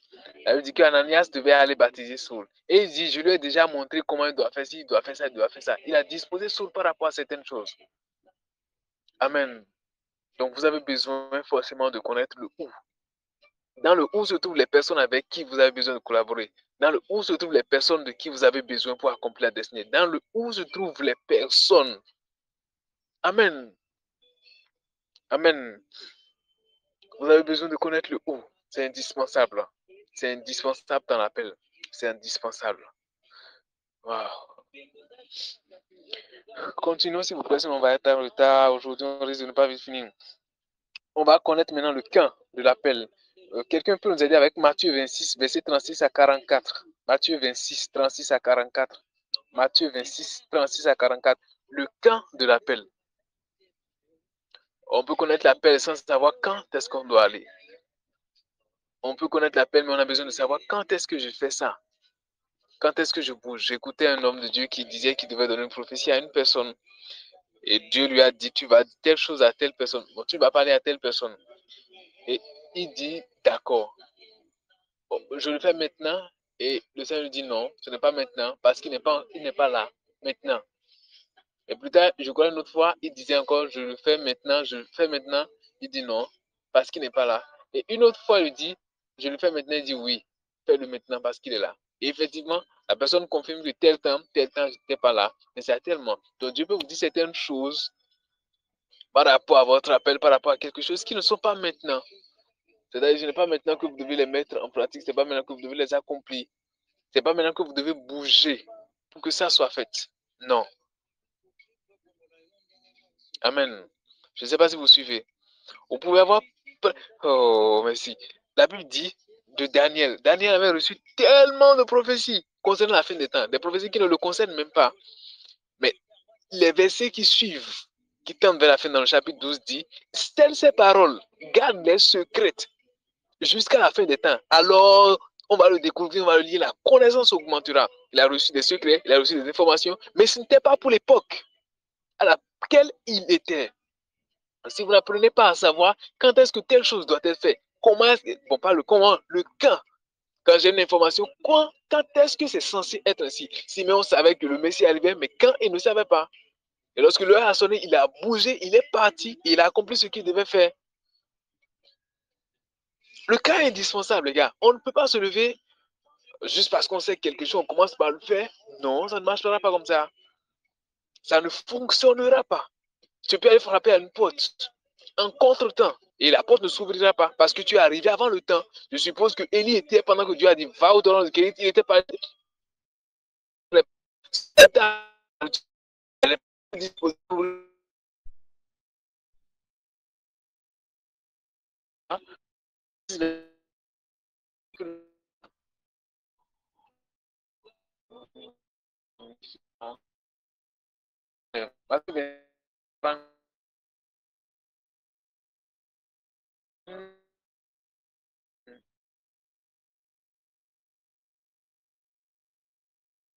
44.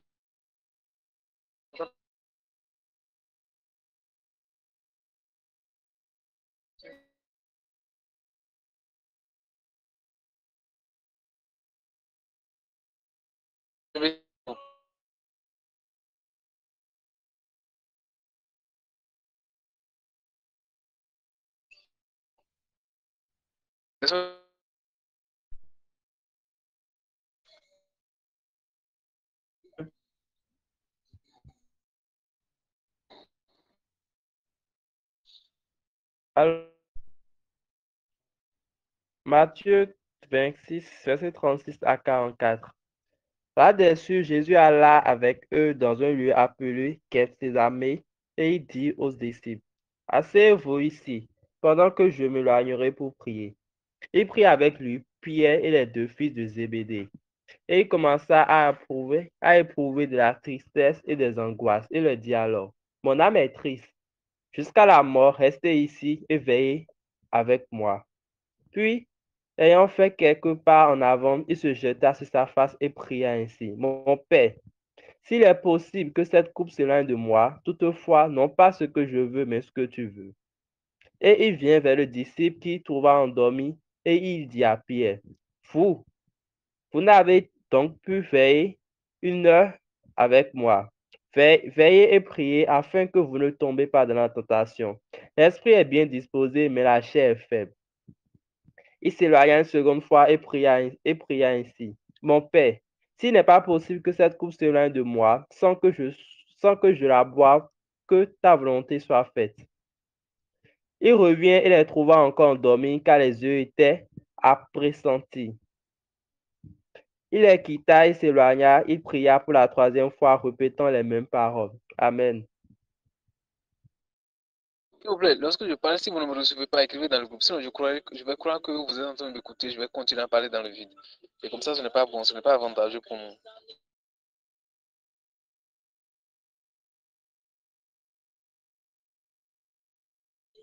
Et maintenant, c'est bon. Maintenant, c'est bon. Vous me recevez? Vous me recevez maintenant? Ok. Donc, je disais tantôt, merci. Vous avez compris le code, merci.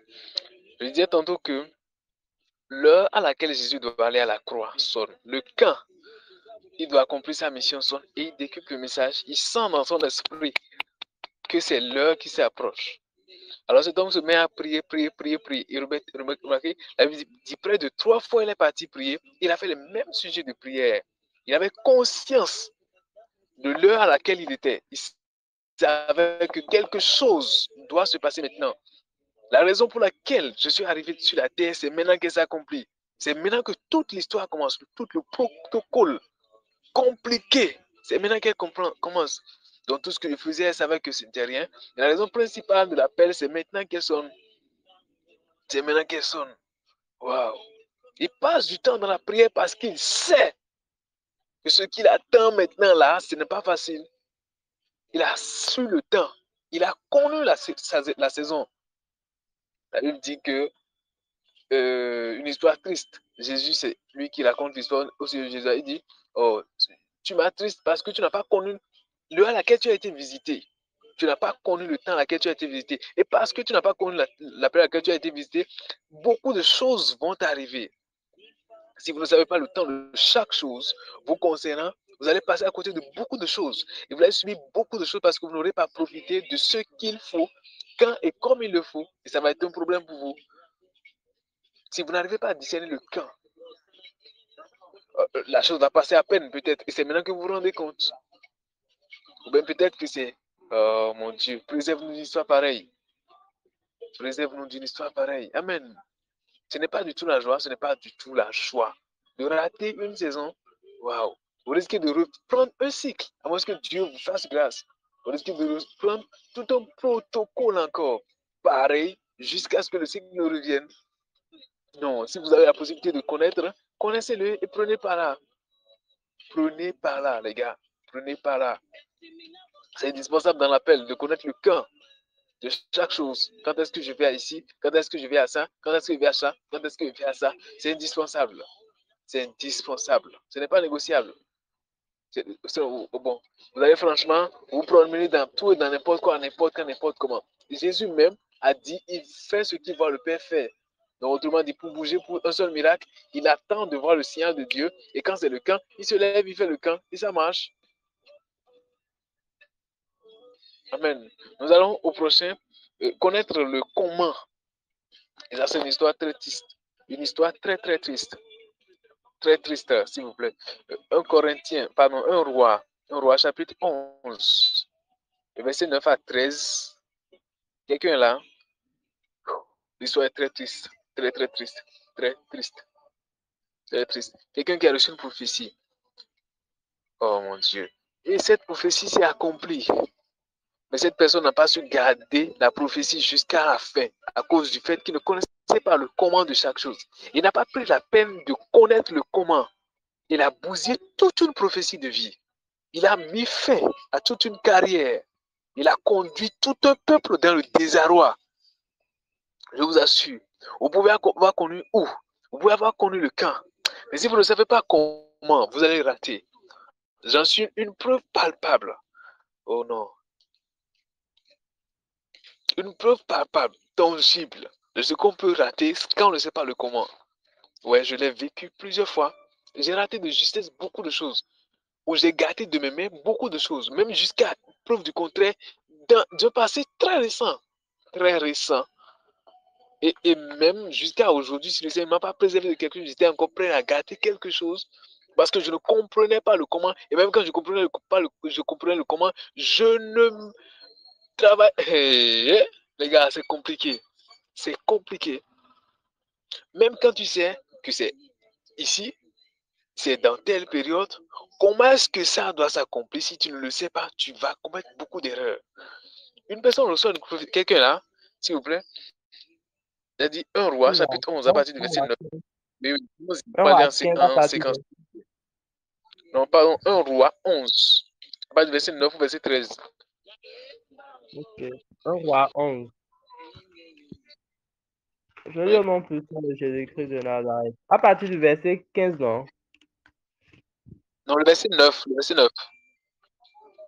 L'Éternel Le fit verset 9. irriter contre L'Éternel fut irrité contre Salomon parce qu'il avait détourné son cœur de l'Éternel, le Dieu d'Israël qui lui avait apparu 2 fois, qui lui était apparu 2 fois, et lui avait, à cet égard, défendu d'appeler d'autres dieux, mais Salomon n'observa point les ordres de l'Éternel. Et l'Éternel dit à Salomon, puisque tu as agi de la sorte et que tu n'as point observé mon alliance et mes lois que je t'avais prescrites, je déchirerai le royaume de dessous de toi et je le donnerai à ton serviteur. Seulement, je ne le ferai point pendant ta vie à cause de David ton père. C'est de la main de ton fils que je l'arracherai. Amen. Amen. Maintenant, on va au verset 26, du verset 26 au verset 40. Jéroboam aussi, serviteur de Salomon, leva la main contre le roi. Il était fils de Nébat et pharsien de Tessereda, et ils avaient pour mère une veuve nommée Teruya. Voici à quelle occasion il leva la main contre le roi.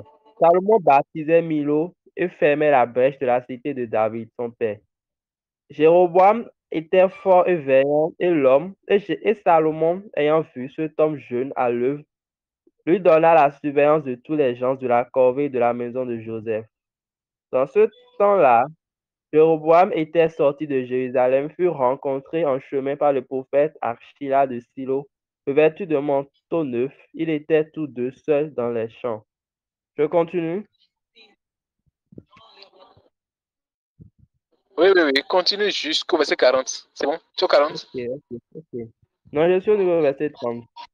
Achija saisit le manteau neuf qui avait sur lui, le déchira en 12 morceaux, et dit à Jéroboam, prends pour toi 10 morceaux, car ainsi parle l'Éternel, le Dieu d'Israël. Voici, je vais arracher le royaume de la main de Salomon, et je te donnerai 10 tribus. Mais il aura une tribu à cause de mon serviteur David, et à cause de Jérusalem, la ville que j'ai choisie sur toutes les tribus d'Israël. Et cela parce qu'ils m'ont abandonné et se sont prosternés devant Astarté, divinité des Sidoniens, devant Kénosh, dieu de Moab, et devant Milcom, dieu des fils d'Amon. Et parce qu'ils n'ont point marché dans mes voies pour faire ce qui est droit à mes yeux, et pour observer mes lois et mes ordonnances, comme l'a fait David, père de Salomon. Je n'ôterai pas de sa main tout le royaume, car je maintiendrai prince tout le temps de sa vie à cause de David, mon serviteur que j'ai choisi et qui a observé mes commandements, mes lois. Mais j'ôterai le royaume de la main de son fils et je t'en donnerai 10 tribus. Je laisserai une tribu à son fils afin que David, mon serviteur, ait toujours une lampe devant moi à Jérusalem, la ville que j'ai choisie pour y mettre mon nom. Je te prendrai et je régnerai sur tout ce que ton âme désirera, tu seras roi d'Israël. Si tu obéis à tout ce que je t'ordonnerai, si tu marches dans mes voies et si tu fais ce qui est droit à mes yeux. En observant mes lois et mes commandements, comme l'a fait David, mon serviteur, je serai avec toi. Je te bâtirai une maison stable comme j'en ai bâti une à David. Je te donnerai Israël. Je n'humilierai pas la postérité de David, mais ce ne sera pas pour toujours. Salomon chercha à faire mourir Jéroboam, et Jéroboam se leva et s'enfuit en Égypte auprès de Shishkat, roi d'Égypte. Il demeura en Égypte jusqu'à la mort de Salomon. Amen. Amen. Maintenant, 1 Roi, chapitre 12, verset 20 à 33. C'est le dernier passage. Là, vous remarquez que, en premier, prépare le passage. Si tu es là, tu me fais signe. Vous Oui, remarquez c'est que, bon. en premier, c'est bon. Oui. Alors, 1 Roi 12, verset 20 à 33. Tout Israël avait appris que Jéroboam était de retour. Il l'envoya appeler dans l'assemblée et il le fit roi sur tout Israël. La tribu de Juda fut la seule qui suivit la maison de David. Roboam, arrivé à Jérusalem, rassembla toute la maison de Juda et la tribu de Benjamin, 180 000 hommes d'élite propres à la guerre pour leur combattre toute la maison d'Israël afin de la ramener sous la domination de Roboam, fils de Salomon. Mais la parole de Dieu fut aussi adressée à Sémaïa, homme de Dieu. Parle à Roboam, fils de Salomon de Juda, et à toute la maison de Juda et de Benjamin, et au reste du peuple. Et dis-leur, ainsi parle l'Éternel, ne montez point et ne faites pas la guerre à vos frères, les enfants d'Israël. Que chacun de vous retourne dans sa maison, car c'est de par moi que cette chose est arrivée. Ils obéissent à la parole de l'Éternel et ils s'en retournent sur la parole de l'Éternel. Jéroboam bâtit Sichem sur la montagne d'Éphraïm et il demeura. Puis il leur s'en sortit et bâtit Pénuel. Jéroboam dit à son cœur, le royaume pourrait bien maintenant retourner à la maison de David. Le royaume pourrait bien maintenant retourner à la maison de David.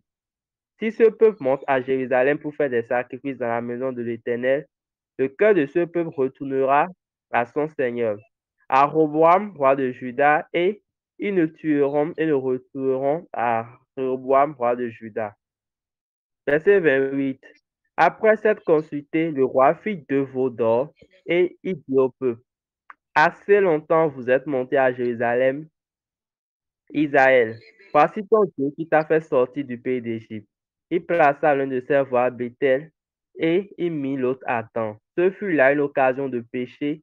Le peuple alla devant l'un des veaux jusqu'à Dan. Amen.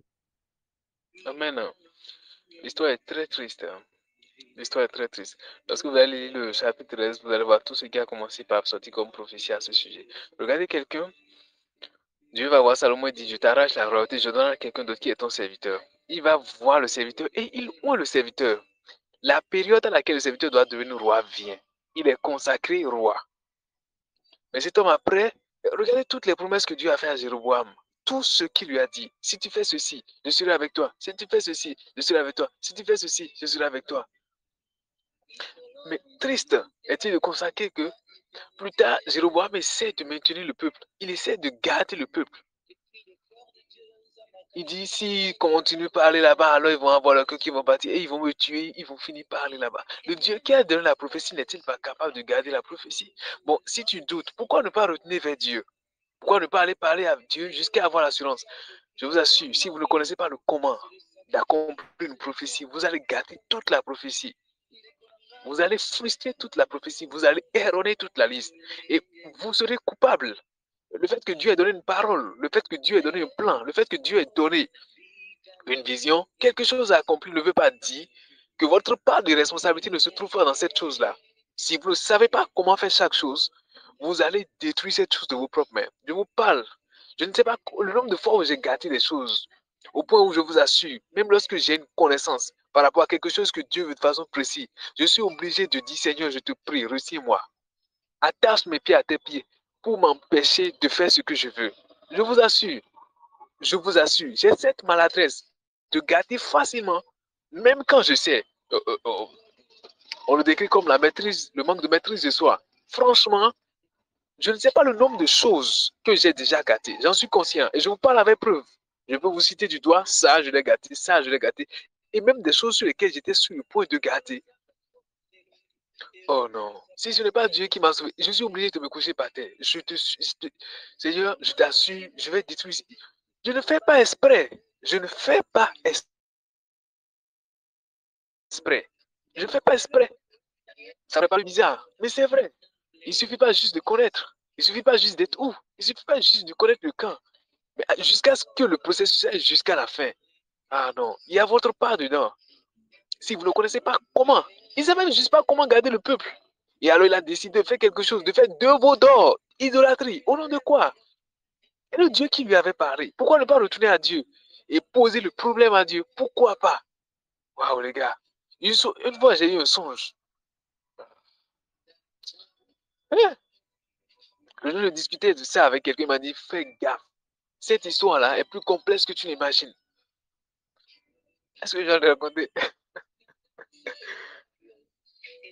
Mais dans le songe, clairement, il m'expliquait quelque chose par rapport au processus. Et j'avais raté une partie du processus en faisant quelque chose d'autre. Bon, finalement, j'avais fait quelque chose qui était dans le processus, mais j'avais mal fait cette chose-là. Il a dit ça, là, tu l'avais mal. C'était dans le songe. Le songe était clair. C'était très clair. Il a dit le processus, tu l'as raté. Tu as mal fait de faire le processus de cette façon. Mais je suis là, je vais t'aider pour la fin. C'est ce qu'il m'a dit, je me suis réveillé. J'ai dit, dans cette affaire-là, alors ce de quoi je vous parle, c'est un processus que je n'avais même pas encore commencé. Donc autrement, c'est comme un avertissement qui me donne par rapport à quelque chose qui va arriver. Si tu ne prends pas gaffe, tu vas gâter quelque chose à tel endroit. Et les gars, il ne suffit pas juste de connaître quelque chose. Non, non, non. Il ne suffit pas juste de savoir où, quand. Mais il faut connaître le comment. C'est-à-dire comment on se procède. Comment on fait jusqu'à aller à la fin. Ce que je vous dis, je parle et je demande à Dieu de m'aider moi aussi. J'en ai besoin. Ah non, non, non, non. On en a besoin. Bon, peut-être vous allez la mettre vous pouvez facilement sur le processus et vous avez le problème de connaître où, mais de connaître le quand. Chacun n'a qu'à chercher où il est. Parce que le processus, les prophéties, l'appel ne peut pas rester sans accomplissement sur la vie de qui que ce soit. Elle doit s'accomplir. Elle doit s'accomplir. J'ai été un peu plus long. Excusez-moi. Je vais passer. Je n'aurai pas autre choix que de passer à l'étape suivante. Je ne pourrai pas dire beaucoup de choses. Mais s'il vous plaît, vous pouvez gâter un appel juste en ne connaissant pas comment l'appel doit s'accomplir. C'est possible. C'est possible. Et c'est possible. Il en est pareil d'une vision, d'une prophétie, de quoi que ce soit. La prophétie annoncée ne veut pas dire forcément qu'elle soit. Il y a des parts de responsabilité qui sont dans les prophéties. Et que vous devez... Dieu dit à Israël, tu vas rentrer sur une terre, remplir de ceci, remplir de ça. Bref, mais prends garde que ton cœur ne se dise pas en toi-même, ce sont mes forces qui m'ont donné de m'acquérir ça. Ils n'ont même pas atteint le territoire. Ils n'ont même pas atteint le territoire. Il y a beaucoup de choses. Prenez garde. Toute prophétie qui sort vient toujours avec des instructions. Toujours. Avec des choses qu'il faut faire, des choses qu'il ne faut pas faire. Toujours. Lorsqu'on dit Samuel va venir, non, pas Samuel, lorsqu'on dit que Samson va venir, on dit à la femme, ne prends pas ceci, ne prends pas cela. Il y a des instructions qui viennent par rapport à certaines choses, des promesses. Mais si vous ne savez pas comment se déroule le processus de la promesse, vous allez frustrer beaucoup de choses. Vous allez gâter beaucoup de choses. Amen. La dernière chose que nous allons voir ce soir et nous allons arrêter là, c'est avec qui je fais l'appel. Bon, finalement, je sais où, je sais quand, je sais comment. Mais avec qui je le fais? Toutes les appels ne s'accomplissent pas avec toutes les personnes. Non. Et toutes les appels ne seront pas accomplis avec toutes les personnes. Non. Bon, pourquoi est-ce que tout le monde ne se trouve pas à servir au même endroit? Tout le monde, vous n'êtes pas appelé à servir au même endroit. Ou bien vous n'êtes pas appelé à servir. Vous devez apprendre à savoir où est-ce que je suis censé être pour servir. Et même quand vous êtes là-bas, vous devez apprendre à savoir comment est-ce que je suis censé servir. Voilà pourquoi, la plupart du temps, autant que possible, je prends plaisir lorsque vous vous levez de vous-même et vous voulez faire quelque chose. Je m'assure que ce que vous êtes en train de faire, vous n'êtes pas en train de faire parce que vous avez été forcé, vous avez été contraint. Vous n'avez pas été obligé, mais vous le faites de tout cœur parce que vous croyez que c'est ce que je veux faire, c'est ce que j'ai envie de faire. C'est important, c'est indispensable. Même quand vous n'avez pas envie d'être là, je n'ai pas envie de forcer. Non, ça ne se fait pas comme ça. Non, tout le monde n'est pas censé servir au même endroit dans les mêmes choses. Amen. Avec qui je suis censé faire quelque chose? Vous devez apprendre à le savoir. La Bible dit, le passage qu'on va lire, Luc 6, Luc chapitre 6, verset 12, verset 16. Ce n'est pas tout le monde qui est censé être dans votre église. Non, tout le monde n'est pas censé être à Winners. Tout le monde n'est pas censé servir là-bas. Tout le monde n'est pas censé servir à Do Feast with God. Tout le monde n'est pas censé servir à l'ambassade. Tout le monde n'est pas censé. Vous allez gâter le plan de Dieu en faisant un truc pareil. Il ne suffit pas juste qu'il y ait un travail quelque part que tout le monde peut aller. Il ne suffit pas juste qu'il y ait un appel. Il ne suffit pas juste qu'il y ait un travail qui peut faire ceci. Et puis tout le monde peut y aller. Il ne suffit pas. Non. Il y a quelqu'un qui est censé faire ça. Quand et comme il doit le faire et il le fera très bien. Voilà pourquoi vous remarquerez par un moment que pour certaines choses, je ne demande même pas. Je me mets à faire ce que je peux faire. Et si Dieu touche le cœur de quelqu'un pour venir m'aider à faire ce qui doit être fait, alors cette personne le fait. Et je le remercie, je suis content. Mais je n'obligerai pas, je ne demanderai pas, je n'exigerai pas. Non, non, non. Amen. Luc 6, le verset 12 à 16, on est là. Wow. Rapidement, nous allons clôturer ce soir. Nous sommes déjà dans le bâtiment. Oui, allons-y. Luc 6, verset 12 à 16. Je lis en puissance Jésus-Christ de Nazareth. Jude, fils de Jacques, et Judas Iscariote qui Amen. devient une traître. Il descendit avec Verset eux et 11. s'arrêta. Ouais, Oui, au verset 11. Il fut oui. rempli de fureur et il se consultait pour savoir ce qu'il ferait à Jérusalem, ce qu'il fera Jésus. En ce temps-là, Jésus se rendit sur la montagne pour prier. Il passa toute la nuit à prier Dieu. Quand le jour parut, il appela ses 12 disciples et il choisit 12, auxquels il donna le nom d'apôtres. Simon, qui nomma Pierre, André son frère, Jacques, Jean, Philippe, Barthélemy, Matthieu, Thomas, Jacques, fils d'Alphée, Simon appelé le Zélote, Judas, fils de Jacques, et Judas Iscariote qui devient maître. Amen. Qui devient traître. Amen. Amen. Jésus, avant de faire une sélection de personnes qui devaient l'aider dans l'accomplissement de sa mission, dans l'accomplissement de son parcours, la Bible dit qu'il les a donné le nom d'apôtres. Il a choisi 12. Mais avant de choisir ces 12, la Bible dit, un peu plus haut le verset avant, il dit, il passa toute la nuit à prier sur la montagne. Il a passé toute la nuit. Et les gars, on s'amuse avec certaines choses, on n'a pas... En fait, c'est juste à cause des exigences de certaines choses qu'on a du mal à répondre à ça. À cause de certaines exigences. Et je crois que Dieu fait grâce et il préserve de certaines choses. Oui, il préserve. Quelqu'un passe toute une nuit sur une montagne, le Fils de Dieu. Oh, Jésus n'est pas n'importe qui. Ce n'est pas la première fois qu'il a commencé. Et Jésus faisait déjà des miracles, des prodiges. Mais pour le choix, une personne, il passe toute une nuit. Et c'est le lendemain quand il descend qu'il commence à faire le choix. Et remarquez ceci, on aurait pu dire peut-être c'est les 12 qui étaient là.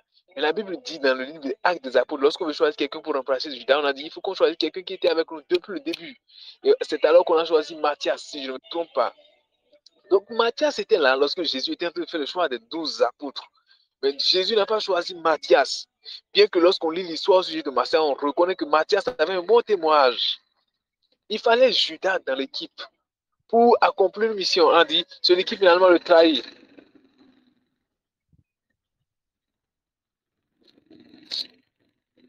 Ou bien celui qui a été le traître. C'est ce que l'histoire dit. On a besoin de savoir avec qui on marche. Bon, finalement ici, avec qui on fait ça? Lorsque je dois accomplir quelque chose, avec qui je le fais? Vous faites une affaire, vous n'avez pas avec qui faire l'affaire. Vous allez bousiller beaucoup votre finance. Vous allez gâter votre travail. Oh non. Vous allez perdre beaucoup de choses. Avant de faire quoi que ce soit. Je ne dis pas ça parce que c'est facile, les gars. On en est tous exposés, on en subit tous. À cause du fardeau que cela demande de passer du temps dans la prière juste pour quelque chose.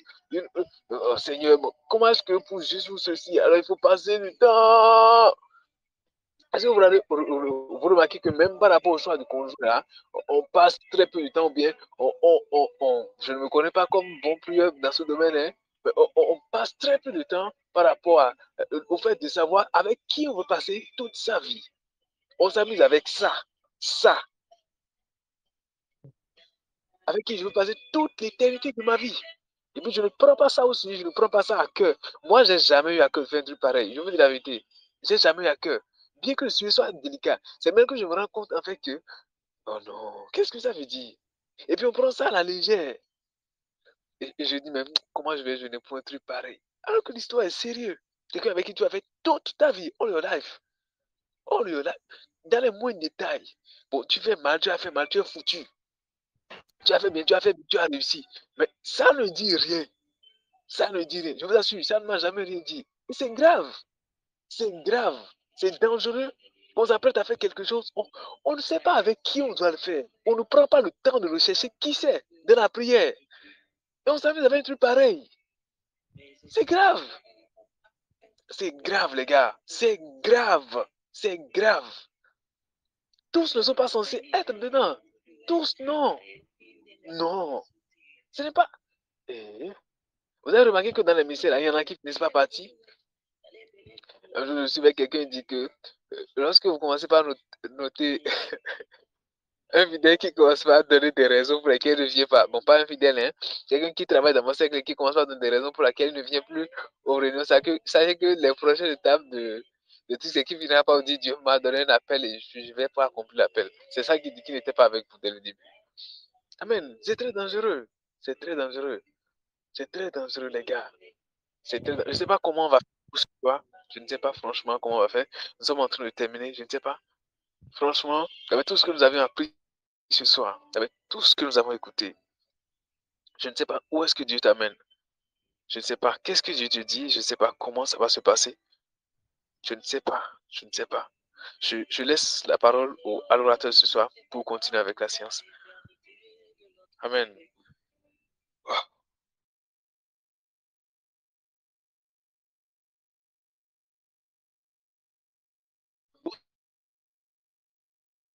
Vous allez la parole pour continuer avec la science. Amen. Merci beaucoup, Fofo.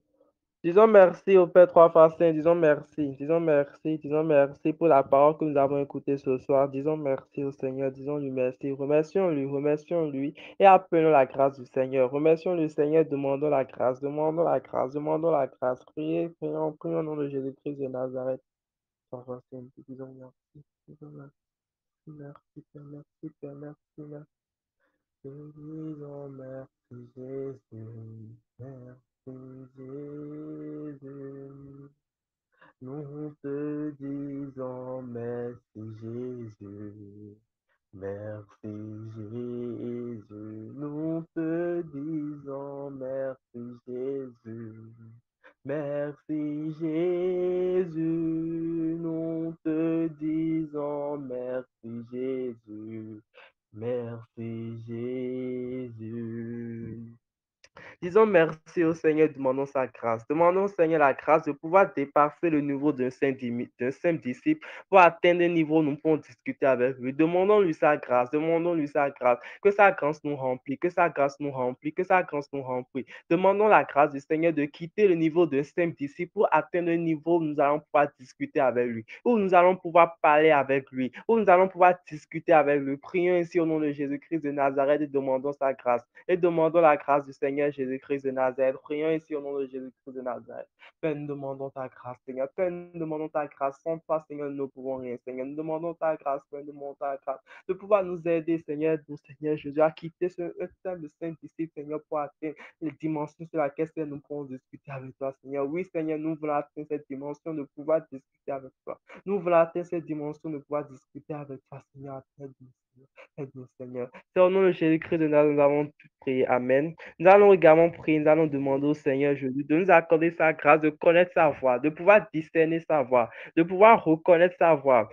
Prions ainsi au nom de Jésus-Christ de Nazareth. Père, nous prions encore une fois, nous te crions vers toi, Seigneur.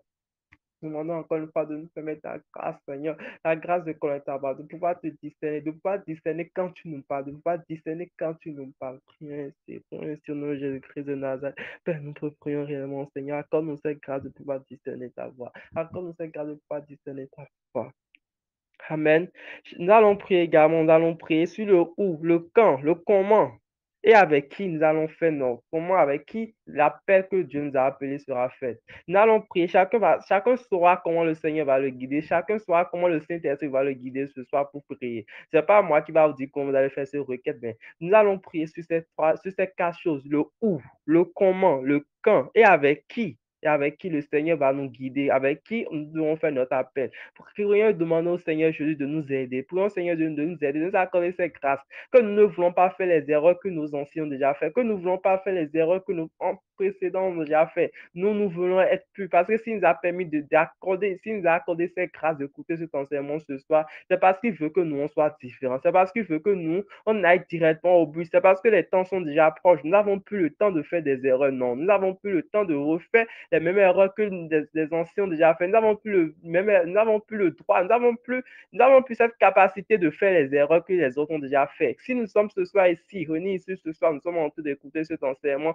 c'est parce que nous devons dépasser ce niveau des erreurs. Nous ne devons plus faire certaines erreurs. Nous ne devons plus faire des erreurs sur le quand. Nous ne devons pas plus faire des erreurs sur le comment, le où et avec qui nous devons faire notre appel. Il y a certaines de ces erreurs que nous ne pouvons plus le faire. Alors nous allons prier, nous allons demander au Seigneur de nous aider. Oui, de nous remplir de sa grâce, de nous remplir de sa grâce. Que son Saint-Esprit nous dirige à chaque moment, à chaque instant. Prions ainsi, que chacun prend la requête comme il le convient. Prions ainsi au nom de Jésus-Christ de Nazareth. Père, nous te prions, éternel, je te prie, Seigneur. Seigneur, si tu m'as permis, Seigneur, d'être ici ce soir, Seigneur, d'être ici ce soir pour écouter cet enseignement, c'est parce que tu veux me dire quelque chose, oui, Seigneur. C'est parce que tu veux m'édifier, Seigneur, quelque chose. C'est parce que tu me prépares déjà pour rentrer dans mon appel, oui, Seigneur. C'est parce que tu veux me préparer avec le qui, Seigneur, avec qui je veux faire l'appel. C'est parce que tu me prépares pour comment ça se passera. Dans le temps, Seigneur, c'est toi qui veux me préparer, Seigneur. C'est parce que tu veux déjà me préparer, Seigneur. Oui, ton arrivée est proche, Seigneur. Ton arrivée est proche. Il y a des erreurs, Seigneur, que je ne veux plus faire, Seigneur. Je ne serai plus dans les erreurs, Seigneur. Tu seras là, non, Seigneur. Les erreurs que les autres ont déjà fait, les erreurs que les précédents dans la foi ont déjà fait, Seigneur, nous ne le ferons plus parce que tu nous as accordé cette grâce, Seigneur, de pouvoir mettre les yeux sur ces erreurs. Dieu dit que son peuple périt faute de connaissance. Nous ne pouvons pas dire que c'est parce que nous ne connaissons pas. Non. Les anciens, eux, ne connaissaient pas. Nos précédents dans la foi, eux, ne connaissaient pas. Nous, on connaît. Nous, on connaît maintenant que nous doit savoir le quand, le où et le comment. On doit savoir, là, nous allons prier, nous allons demander au Seigneur de réellement nous aider. Il faudrait, parce que on ne manque plus de connaissance. On dit que chacun sera jugé en fonction de ce qu'il connaît. Maintenant, nous, on connaît. C'est pas comme si on ne connaît plus, mais on connaît. Alors, nous allons prier, nous allons demander au Seigneur de nous remplir réellement de sa grâce par son esprit. Parce que si nous faisons encore ces erreurs, on sera jugé en fonction de ça parce que nous savons que nous ne devons plus faire ça, mais nous sommes en train de le faire. Alors nous allons prier, prions réellement et demandons la grâce du Seigneur. Prions réellement et demandons la grâce du Seigneur, que le Seigneur nous aide, que le Seigneur nous aide chaque fois, à chaque moment, à chaque instant, qu'il nous aide à pouvoir diriger la marche pour rentrer dans cet appel, la marche que nous devons faire. À chaque pas que nous devons faire, qu'il nous aide. Prions ainsi au nom de Jésus-Christ de Nazareth.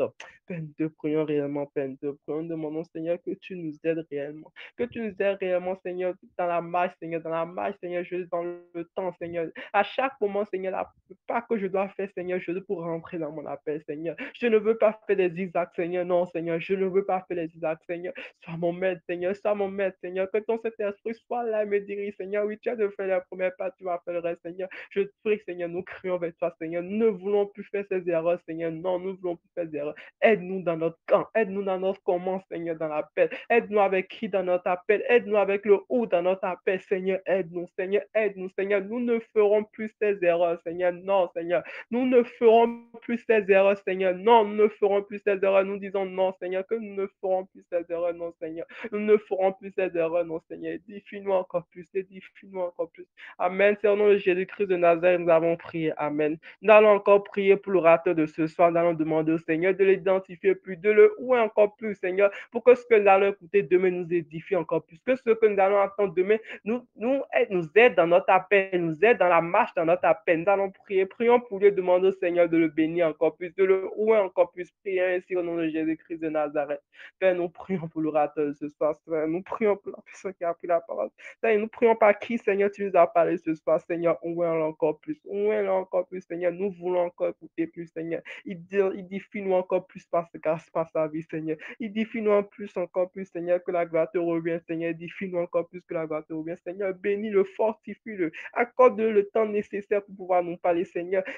Pendant cette semaine, Seigneur, toutes les dispositions qui doivent être prises, Seigneur, pour que nous écoutons la prière, que nous le recevons, Seigneur. Accorde-lui cette grâce, Seigneur. Accorde-lui cette grâce, Seigneur. Que tout soit facile le cette semaine, Seigneur. Qu'il trouve assez de temps pour venir, Seigneur. Également, Seigneur, dans sa vie, Seigneur, nous prions pour sa vie, Seigneur. Il a dit qu'il a fait des erreurs, Seigneur, qu'il regrette, qu'il a fait des erreurs, qu'il a fait inconsciemment, Seigneur. Nous prions, Seigneur Jésus, que tu l'aides, Seigneur. Oui, il reconnaît qu'il a fait inconsciemment, Seigneur. Aide-le, Seigneur, dans le reste de ses marches. Aide-le, Seigneur Jésus. Aide-le, Seigneur, que ces erreurs qu'il nous refait tout ça, Seigneur. Oui, parce que grâce à lui, Seigneur, il a des erreurs que nous ne commettons plus, Seigneur. Oui, par ta grâce, Seigneur, il a des erreurs que nous n'allons plus commettre parce que tu nous as permis d'écouter ces paroles ce soir. Alors, Seigneur, aide-nous réellement et aide le Seigneur. Aide-nous réellement et aide le Seigneur. Amen. C'est au nom de puissant Jésus-Christ de Nazareth, nous avons prié. Amen. Père, 3 fois, Saint éternel des armées, nous te disons merci. Merci pour la séance d'aujourd'hui. Merci parce que tu nous as encore édifié plus, Seigneur. Seigneur, nous prions, Seigneur, nous demandons, Seigneur, de nous aider, Seigneur. À partir d'aujourd'hui, à partir de ce moment, aide-nous dans notre marche, Seigneur, pour l'appel. Aide-nous dans notre marche pour l'appel ou le comment, Seigneur. Avec qui, Seigneur Jésus, quand nous devons commencer, quand nous devons faire chaque pas, quand nous devons faire ci et ci, Seigneur, aide-nous, Seigneur. Aide-nous, Seigneur, Seigneur. Nous ne voulons pas faire comme la fin de Salomon, nous ne voulons pas faire comme la fin de Jéroboam, nous ne voulons pas faire comme l'église des frères, Seigneur. Non, nous ne voulons pas faire comme toutes ces choses-là. Non, Seigneur Jésus, nous voulons persévérer jusqu'à la fin, Seigneur. Jusqu'à la fin, Seigneur, nous voulons persévérer jusqu'à la fin, Seigneur, Seigneur. Nous voulons suivre tes pas, Seigneur. Nous voulons être parfaits, Seigneur, comme tu l'as dit. Tu as dit que tu demeures en nous, que le Père est saint, le Père est parfait, parce que tu demeures en nous et que nous demeurons en tout, nous devons l'être également. Alors, Seigneur, aide-nous, Seigneur. Seigneur, Jésus n'a pas fait un match. Seigneur, Jésus n'a pas fait quelque chose de mal, Seigneur. Non, lui, il a su marcher dans son appel. Il a su marcher à chaque moment, à chaque instant, Seigneur. Nous voulons le ressembler, oui, Seigneur. Nous voulons le ressembler parce que nous sommes créés à son image, Seigneur. Nous voulons le ressembler. Nous voulons faire également comme lui dans notre appel, Seigneur. Nous demandons ta grâce, nous demandons ta grâce. Seigneur, nous prions également pour la personne qui nous a parlé ce soir, nous prions pour le rater. Nous demandons que tu le oues encore plus.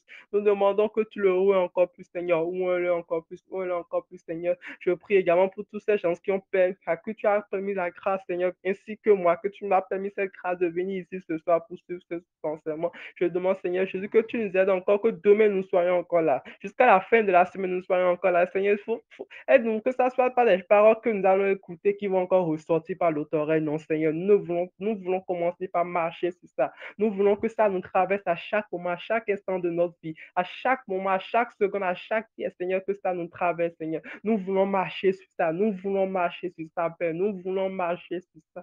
Amen. Seigneur, nous prions également pour tous ceux qui tu aimerais suivre cette parole avec nous, pour tous ceux que tu aimerais qu'ils s'identifient, Seigneur, avec ces paroles, ils s'édifient avec ces paroles. Nous demandons, Seigneur, que tu les accordes également cette grâce.